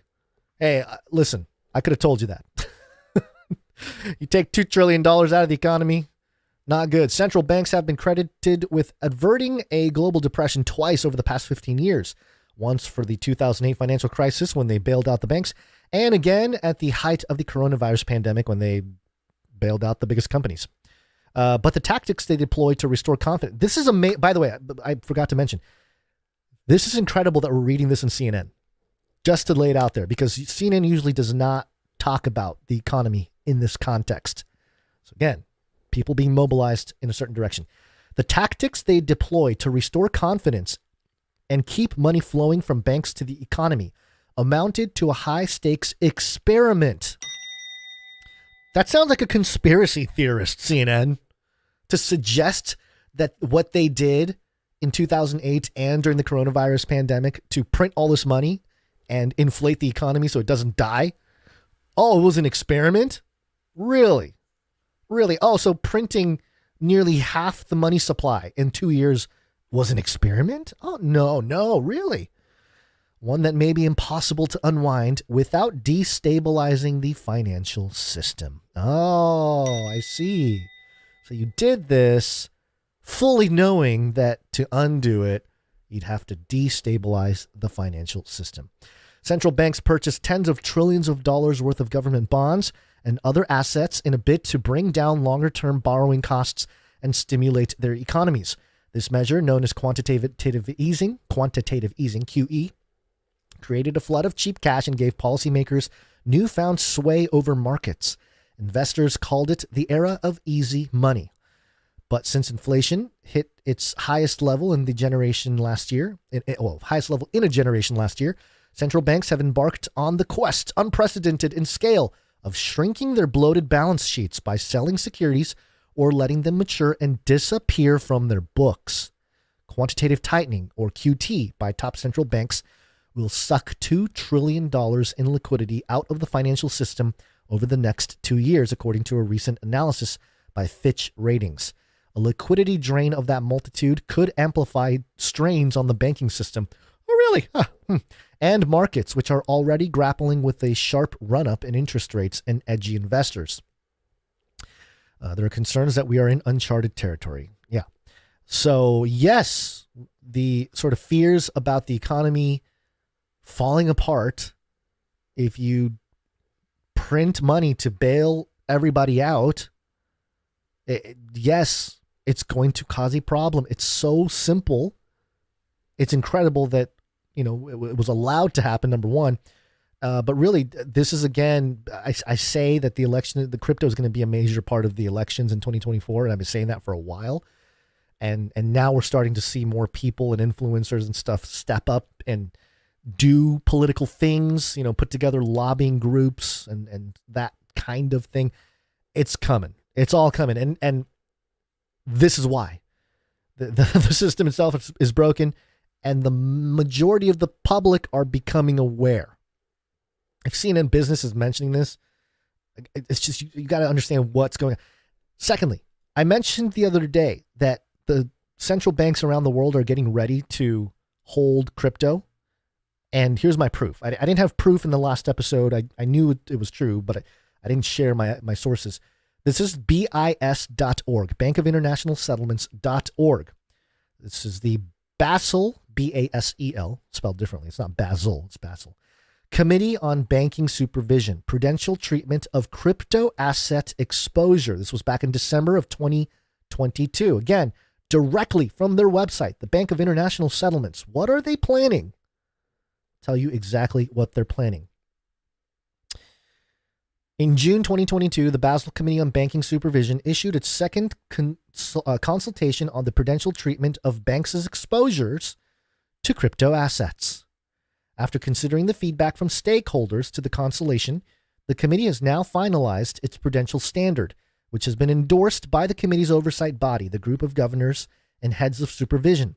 This document sets out the final standard, which the committee has agreed to implement by 1 January 2025. The text will be incorporated into the consolidated Basel framework shortly. The committee wishes to thank respondents for their feedback for the to the second consultation. Okay, so what are we talking about? What? January 1st, 2025, central banks are what now? Bank of International Settlements is what? They are allowing for central banks to hold crypto assets. That's the term. One word, crypto assets, on their balance sheets. It's happening. Structure of the standard. The structure of the standard is unchanged from the proposal, blah, blah, blah. Under the standard, banks are required to classify crypto assets on an ongoing basis in two groups. So there's two categories of crypto assets that they're going to be holding. Group 1 crypto assets, those that meet in full a set of classification conditions. BIS, the Bank of International Settlements, the overlords of money. You must comply with our classification conditions. Group 1 crypto assets include tokenized traditional assets. Tokenized traditional assets. What's a traditional asset? Gold, stocks, bonds, real estate, right? Everything that's got any kind of value or holds any kind of monetary value can be considered an asset. Tokenizing it means that you will have a certificate of proof of that asset on some kind of blockchain. So group 1, crypto assets include tokenized traditional assets and crypto assets with effective stabilization mechanisms. Group 1B. That's like stable coins. So you're going to have basically the CBDC is group 1B here, in my opinion. I don't think CBDCs is group 1A. Group 1A will be the token, all kinds. We're going to see crazy tokenization in the next few years. We were already starting to see it. You know, we had the meme pump recently with the Pepe coin, and then all kinds of stuff sprung up. You had Wojak, you had Pooh, P-O-O-H. You had, I don't know, the Gensler coin. There's all kinds of meme coins out there. There's a Jesus coin. Somebody did the Jesus. I was preparing a post to make mention that we're going to see token projects for all kinds of nonsensical stuff. We're going to see Bible coin. We're going to see God coin. We're going to say word token, Yahweh coin. We're probably going to see some kind of bless coin. But also on the other side, we'll see openly, New World Order coin, or like Satanic Church token, or like Nephilim token, or something. We're just going to see all the ridiculousness as we move forward. There's going to be a token for everything. Okay, so Group 1 crypto assets are blah blah blah. Let me read that again. Group 1 crypto assets are subject to capital requirements based on the risk weights of underlying exposure as set out by the existing Basel framework.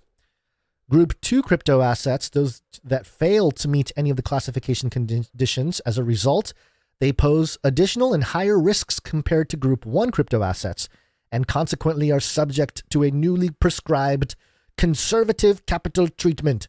In addition to any tokenized traditional assets and stable coins that fail the classification condition, Group 2 includes all unbacked crypto assets.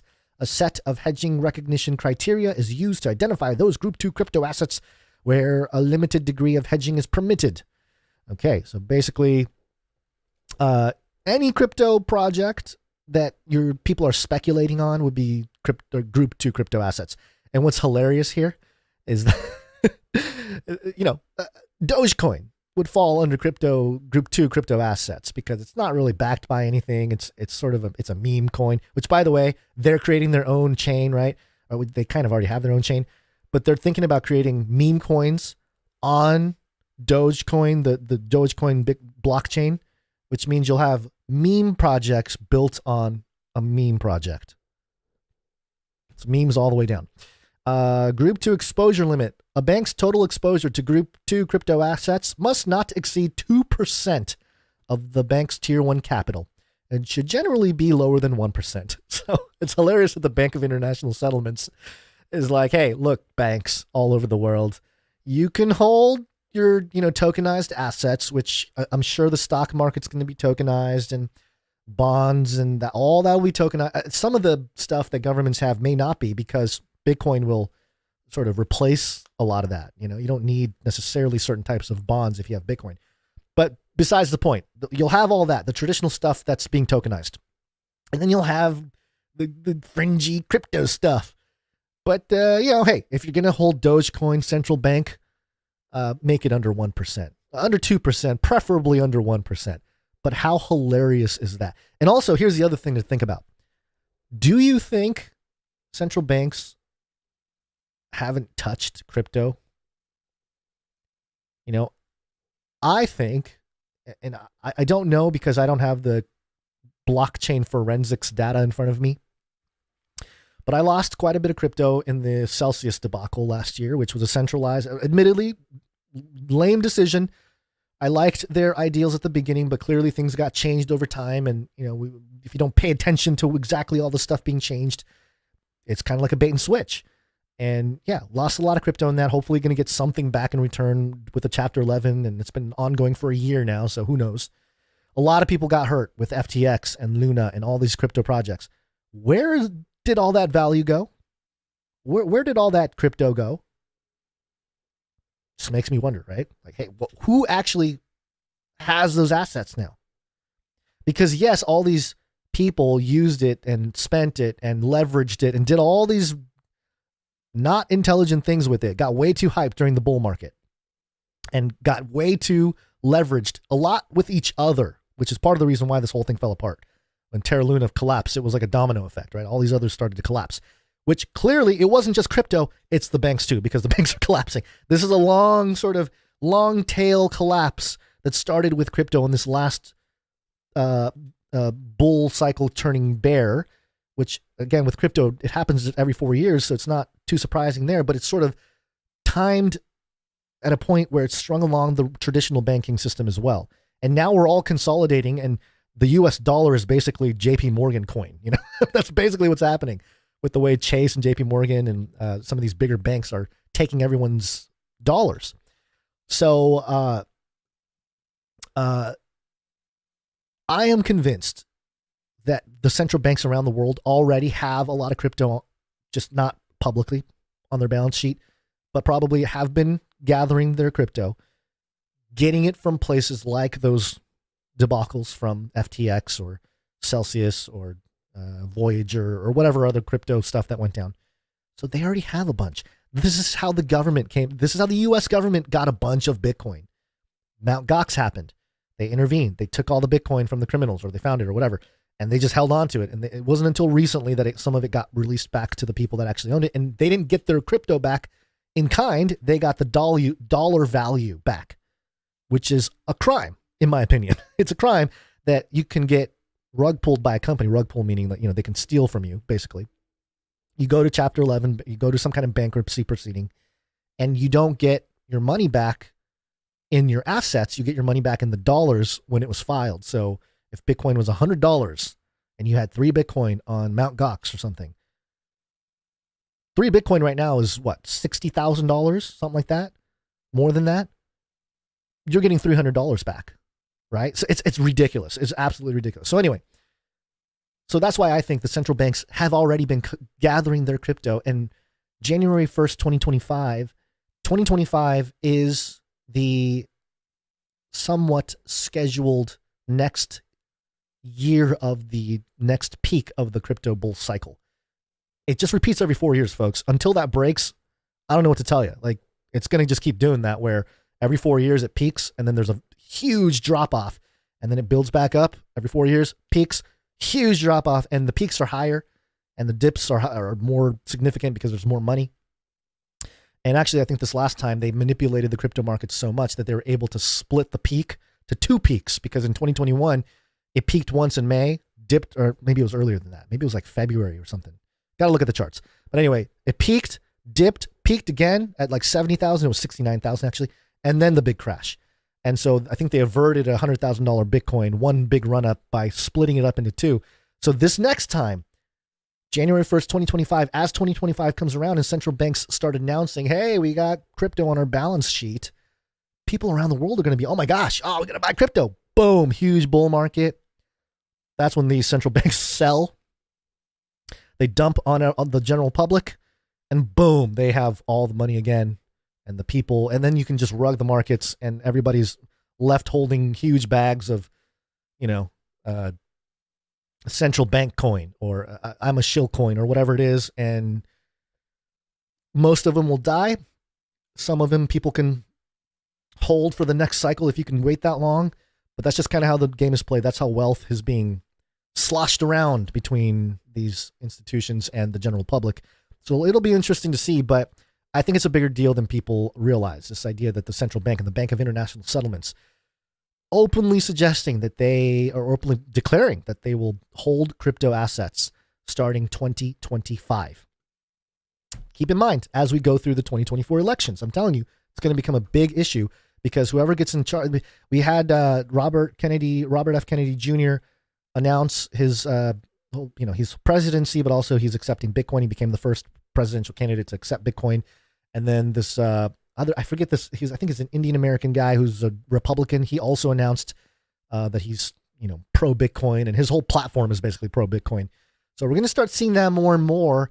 And it's just something that you're going to have to be educated on as we move forward, and how, to have an actual intelligent conversation about where politics is headed, geopolitics is headed, technology is headed, because it all wraps up with, you think about the internet, you think about technology, what it has done in the last, 2-3 decades.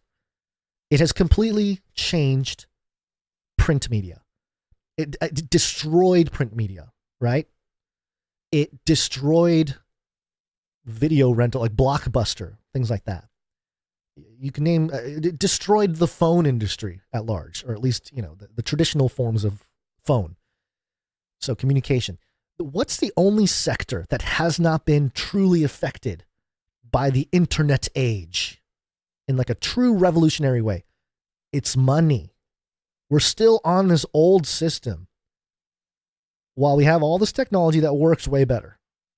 And not that it even works better. It's just more robust. It's more transparent. It's less centralized. More people have freedoms regarding certain monetary networks, so especially digital monetary networks. So money's the only thing that hasn't had that revolution. Bitcoin sort of was that revolution. And I would argue that it's going to become a point of contention as the U.S. moves away from the dollar, as the U.S. dollar dies.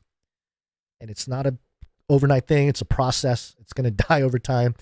It'll just really depend on how the U.S. steers the ship to transition into a new monetary system that everybody else, all the central banks are on board anyway, which I think that's what's going to happen eventually. And I think that's why the U.S. has been trying to destroy. I think the U.S. helped onboard the banks by destroying retail, destroying the public, people like you and I that buy crypto, that invest in crypto, stuff like that, took total advantage of us in this last bull run and, started their accumulation. Because in the end, you look at the address numbers of certain crypto projects, it's very centralized. There's very few people that own a lot. Like Litecoin, for example, I think there's like 1,000 people that own like over half of all the Litecoin or something. I don't know the exact numbers, but there's a lot of projects where it's like that. And that they are going to be the wealthy people in the future, the controllers of the future. It's democratizing everything, but it's sort of like before we had a George Soros here, a Henry Kissinger there. Now it's just going to be like anybody can step in and boom, become the next whatever. And it is that sort of autocracy thing, the Western autocracy thing. I've talked about it before, where in China, there's the autocrat. There's Xi, he's the leader, he's the guy. Everything falls under his direction.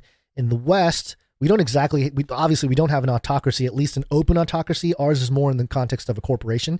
You have sort of mini autocracies. If you look at it within corporations, you usually have a guy who runs everything, whether it be Elon Musk with Tesla, SpaceX, all that stuff, whether it be Jeff Bezos with Amazon. There's always a guy.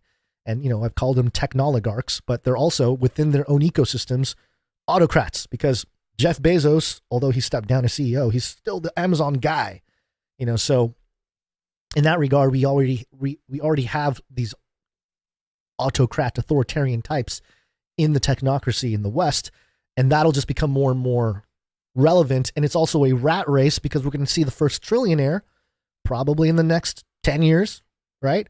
And do you think the trillionaire is just going to have a bunch of dollars? Probably not. Probably not. They're probably going to own a bunch of Bitcoin and Ethereum and whatever. Pepe's we're going to be living in a Pepe world order. What if the Antichrist coin was Pepe? I mean, I would be like, God has a sense of humor. I don't think it's going to be Pepe, folks. But anyway, let's move on here. Oh, the one thing, speaking of tokenization, here's an example, just to think outside the cage a little bit here when it comes to how tokenization is going to look as we move forward.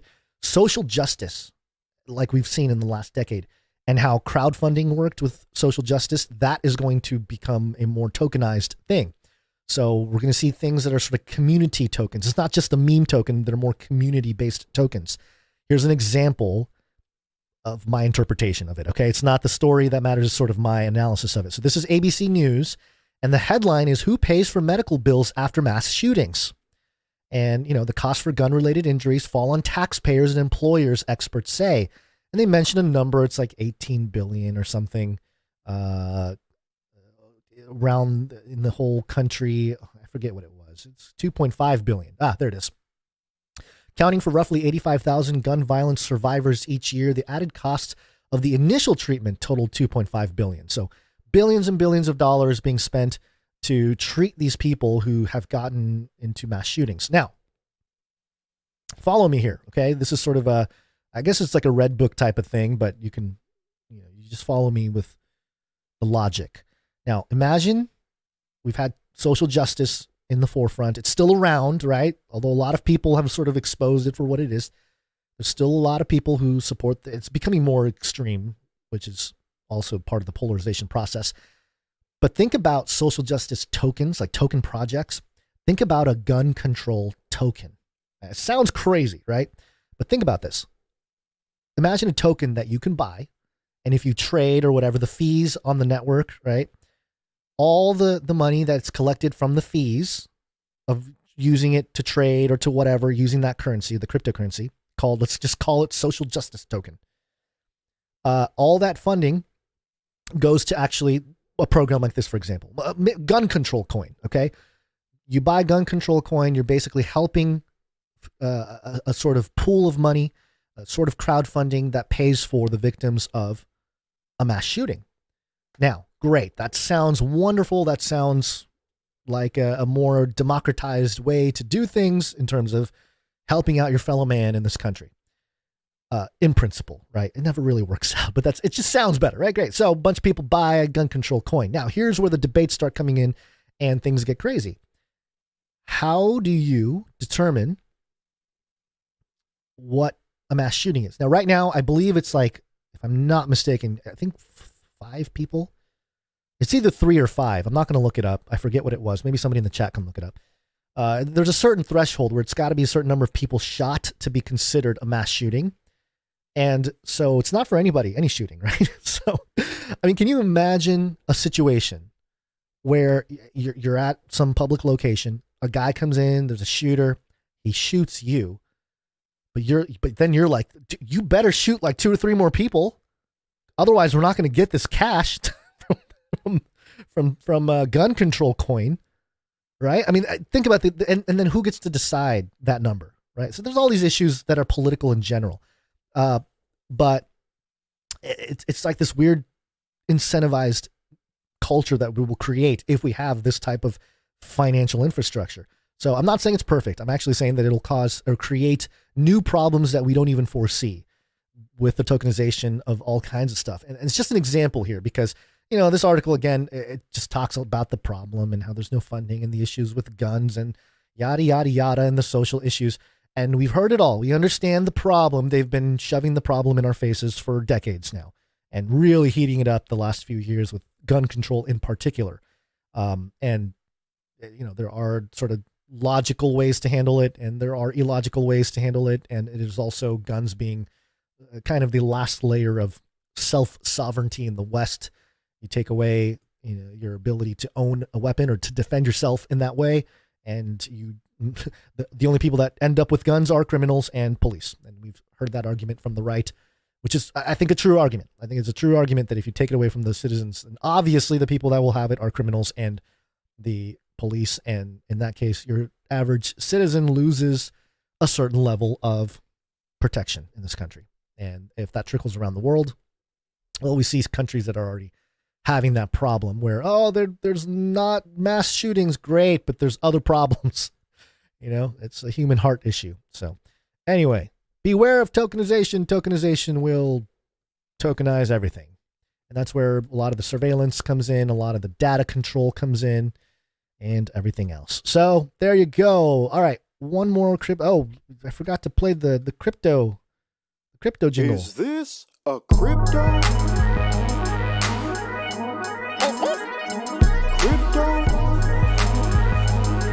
Do I look like I know what a crypto is? Money printer go burr.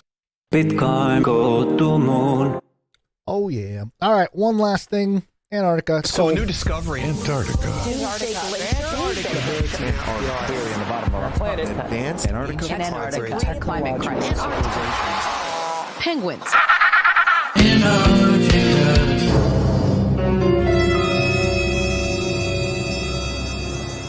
TimesNowNews.com viral video. Antarctica winds nearly blow away explorer.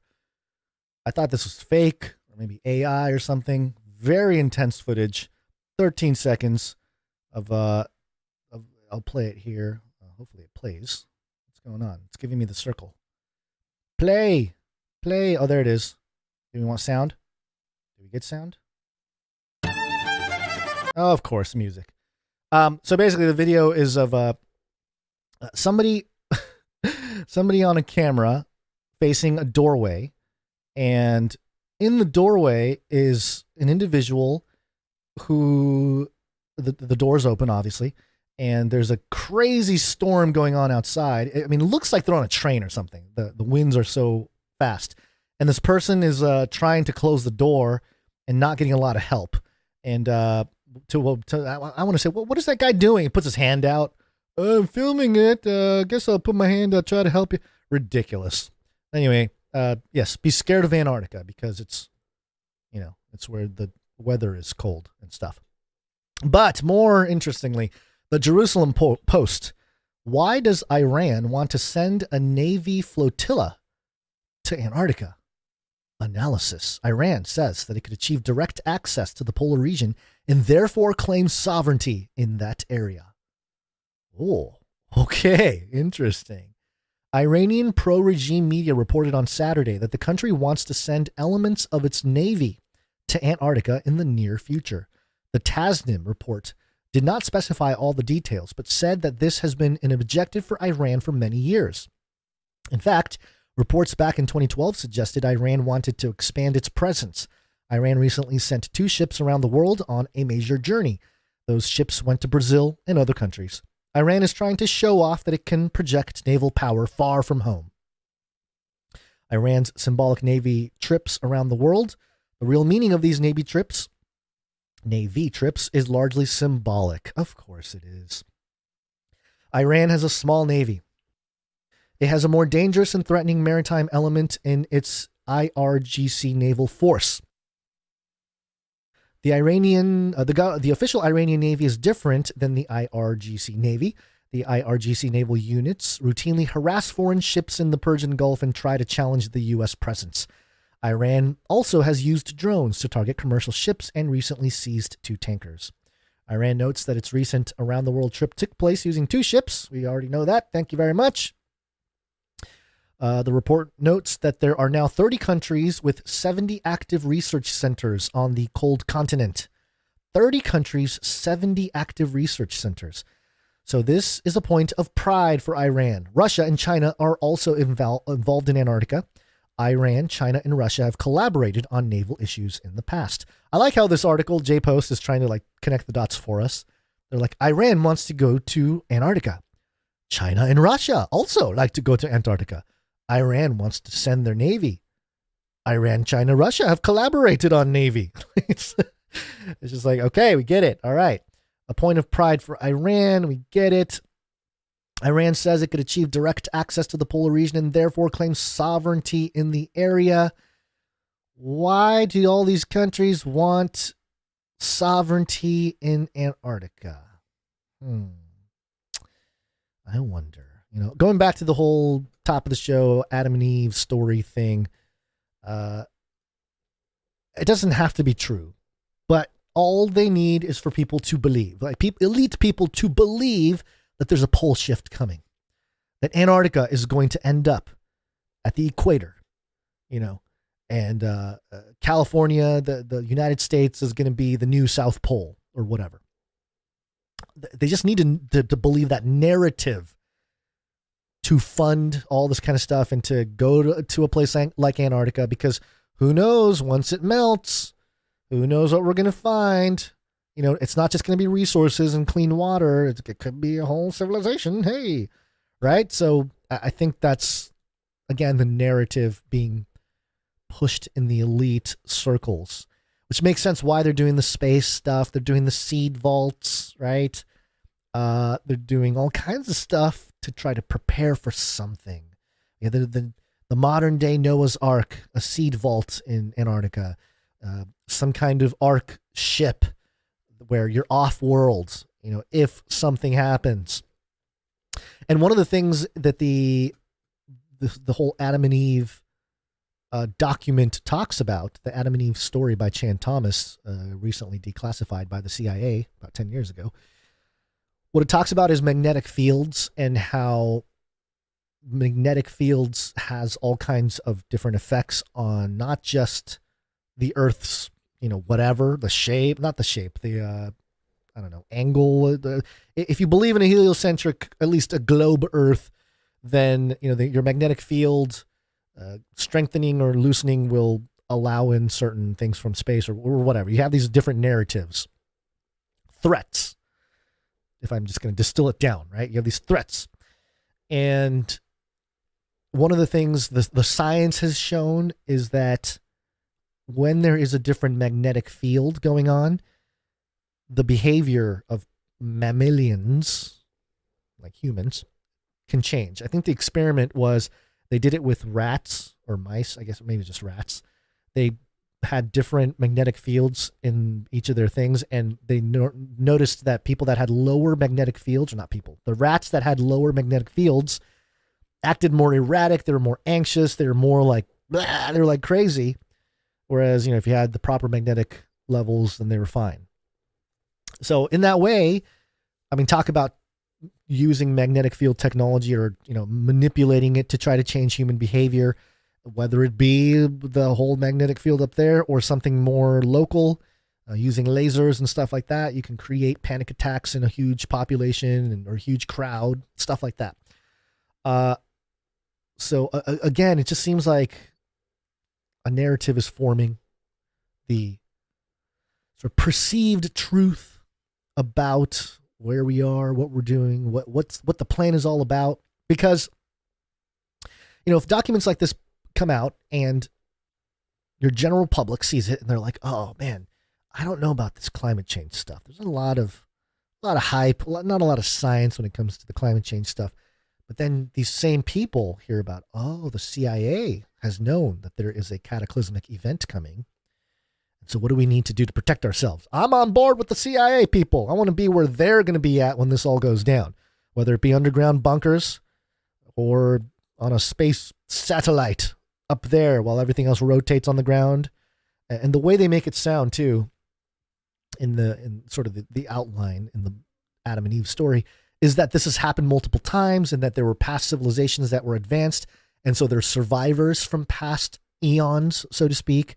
And so, they're the ones that wrote the Bible, or they're the ones that tried to intervene in the new era by, the whole Genesis 6 account, even the Adam and Eve story, the Jesus account. These are all just, advanced civilization from an ancient past who are still here. And notice how it does align with the biblical account in a certain sense, right? It does align with certain things about the days of Noah, where we are today, and all these things. So it really is interesting, comes down to a matter of faith about who Jesus is. It's like, is he the Son of Man? Or was he just like this puppet for the ancient elite who survived the last aeon, right? That's what they're going to tell themselves when it comes to this whole thing. And of course, when you talk about the book of Revelation, the end times, and a new heaven and a new earth, things being moved, creation being rolling up like a scroll, sounds like a catastrophic event, and it creates a new heaven and a new earth, New Jerusalem. The whole deal comes from heaven, so there's a whole lot there where it's like, it does sound like there is a cataclysmic event coming, but it does sound also like there are supernatural aspects to this and transcendent aspects to this, and it will really be an individual thing, whether you put your faith in Christ or not. And that will determine perhaps your eternal destiny when it comes to those changes that will, perhaps fall upon us. So, on that happy note, I'd like to thank some producers coming in with their talent here. We got plenty of them, and would like to do that now, starting with our audio producers. Audio production.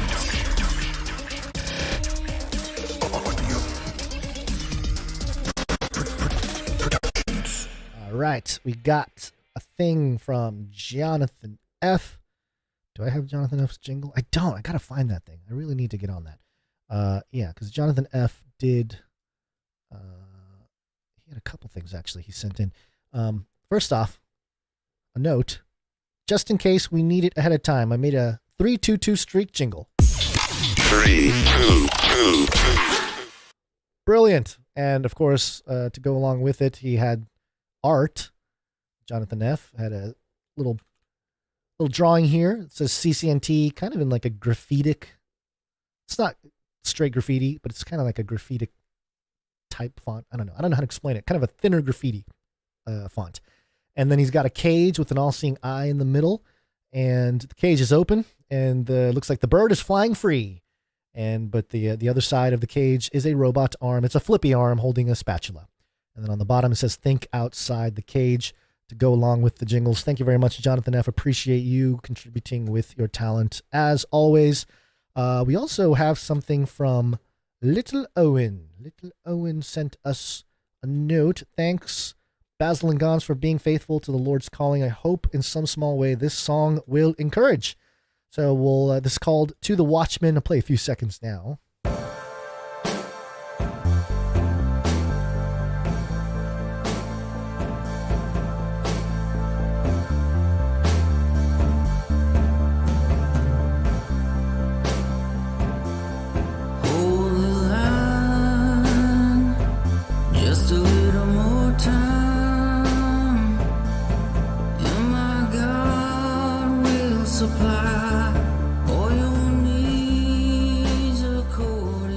Love it.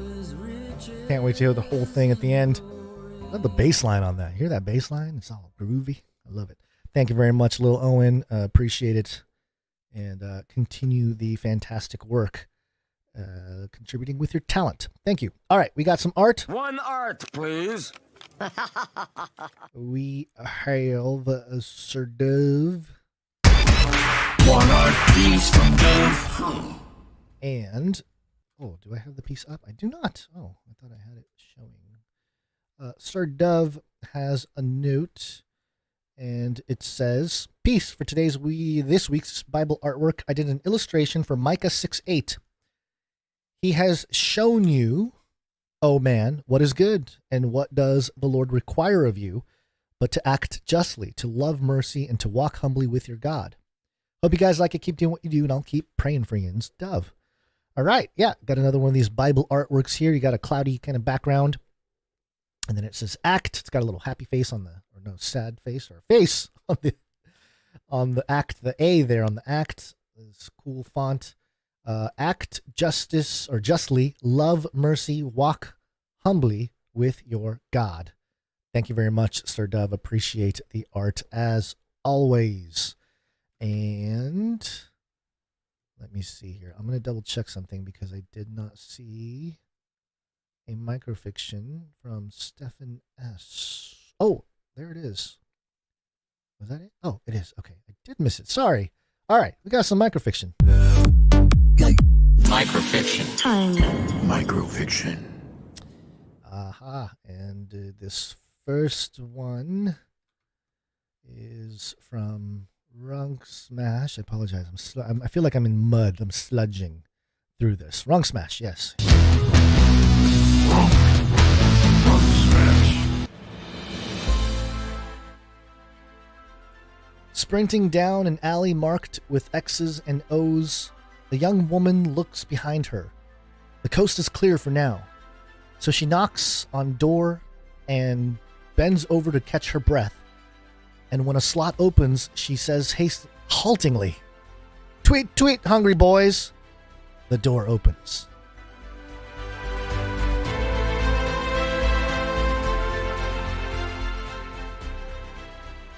The secret passcode. Tweet, tweet, hungry boys.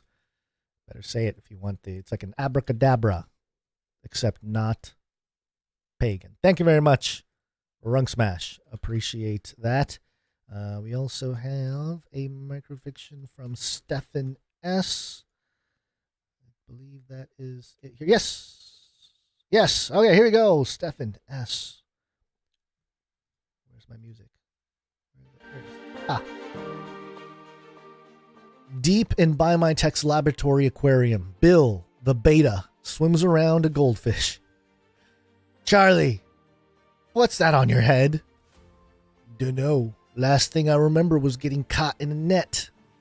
Does it hurt? Only when I bump into things. Then my brain screams.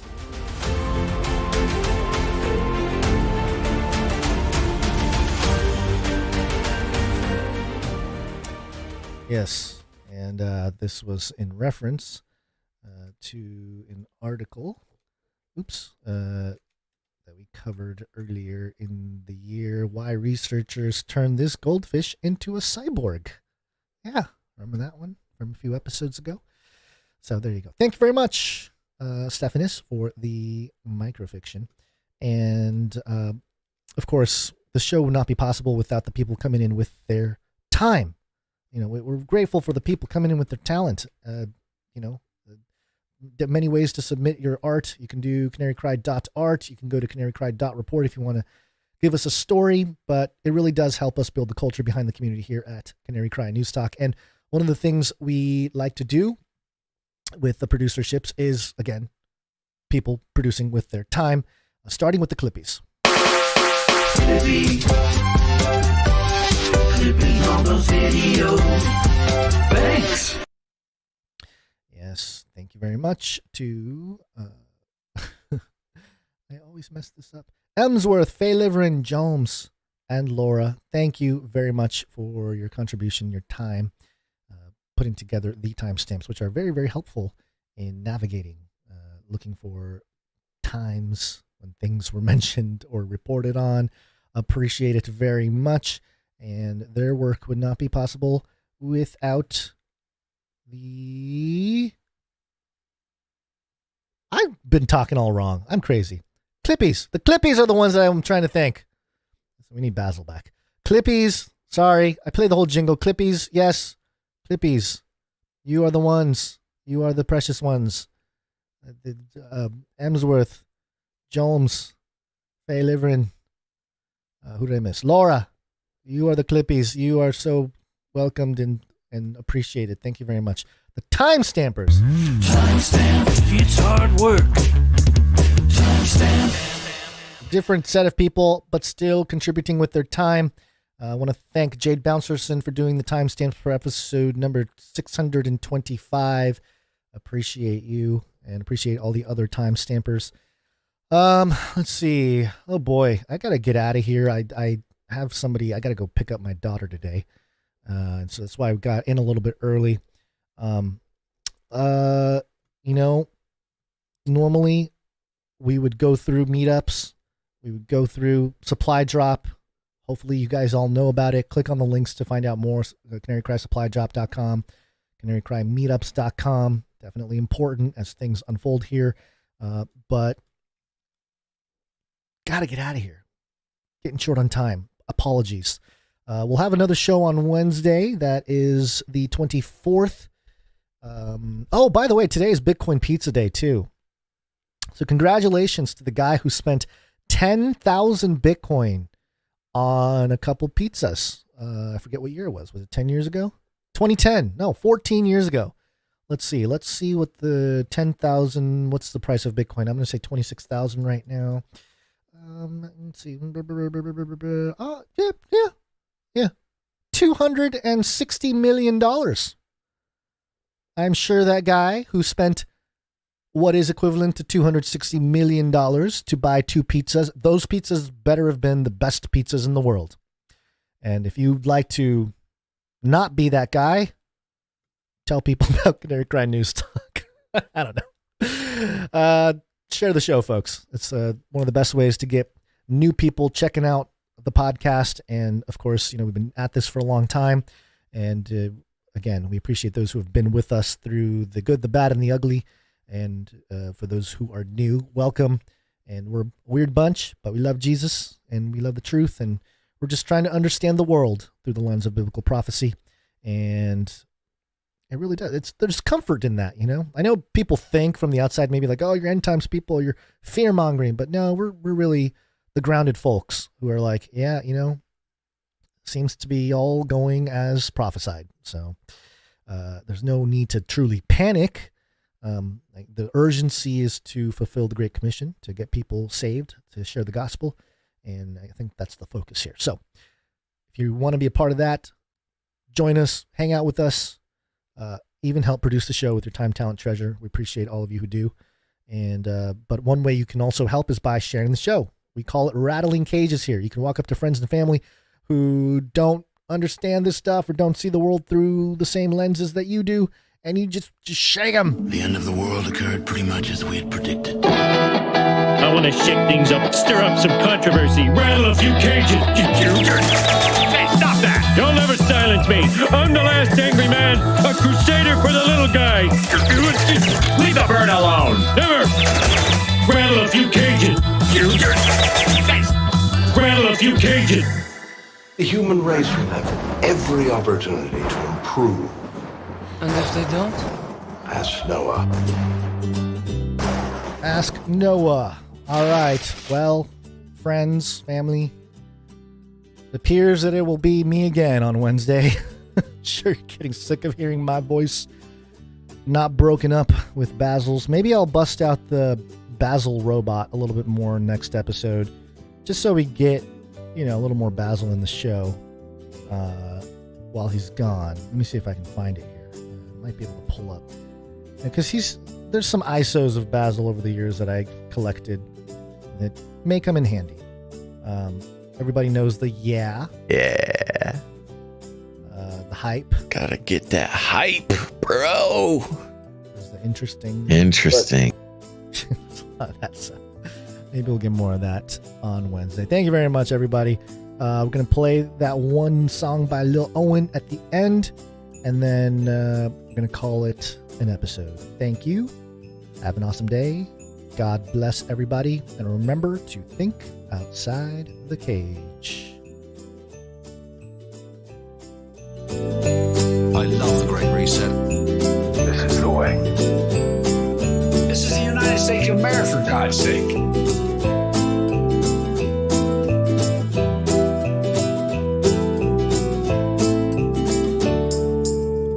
Remember, reality is an illusion. The universe is a hologram. Buy gold. Buy! I want to shake things up. I want to shake things up, shake things up. Leave the bird alone. I want to stir up some controversy. I want to rattle a few cages. I'm the last angry man. You'll never silence me. I'm the last angry man. I'm the last angry man. You'll never silence me. I'm the last angry man. A crusader for the little guy. Well, we'll see about that. Whatever, Illuminati. I've ordered more pills than anyone in the world. We will hunt you down and make you pay. I'll keep you warm. Just a little more time, and my God will supply all your needs according to his riches in glory.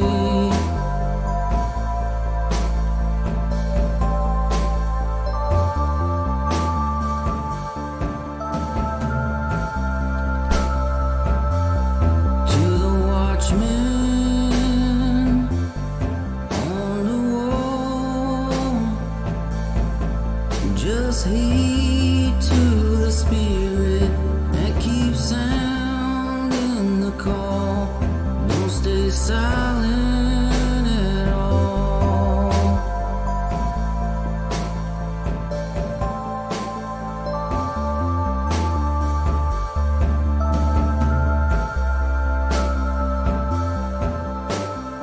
Faithful is him who calls you.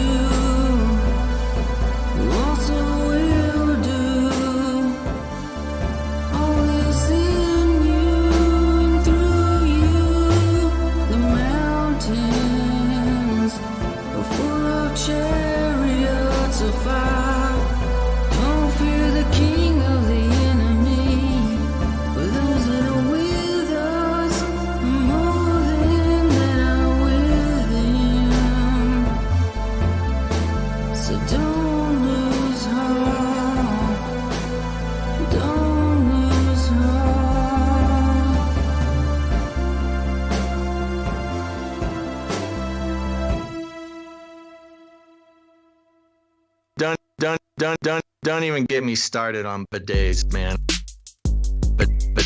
Bidets, man. Bidets, man. I'm telling you, you were living the life, man. Bidets, man. Toilets! CanaryCrimeRadio.com/support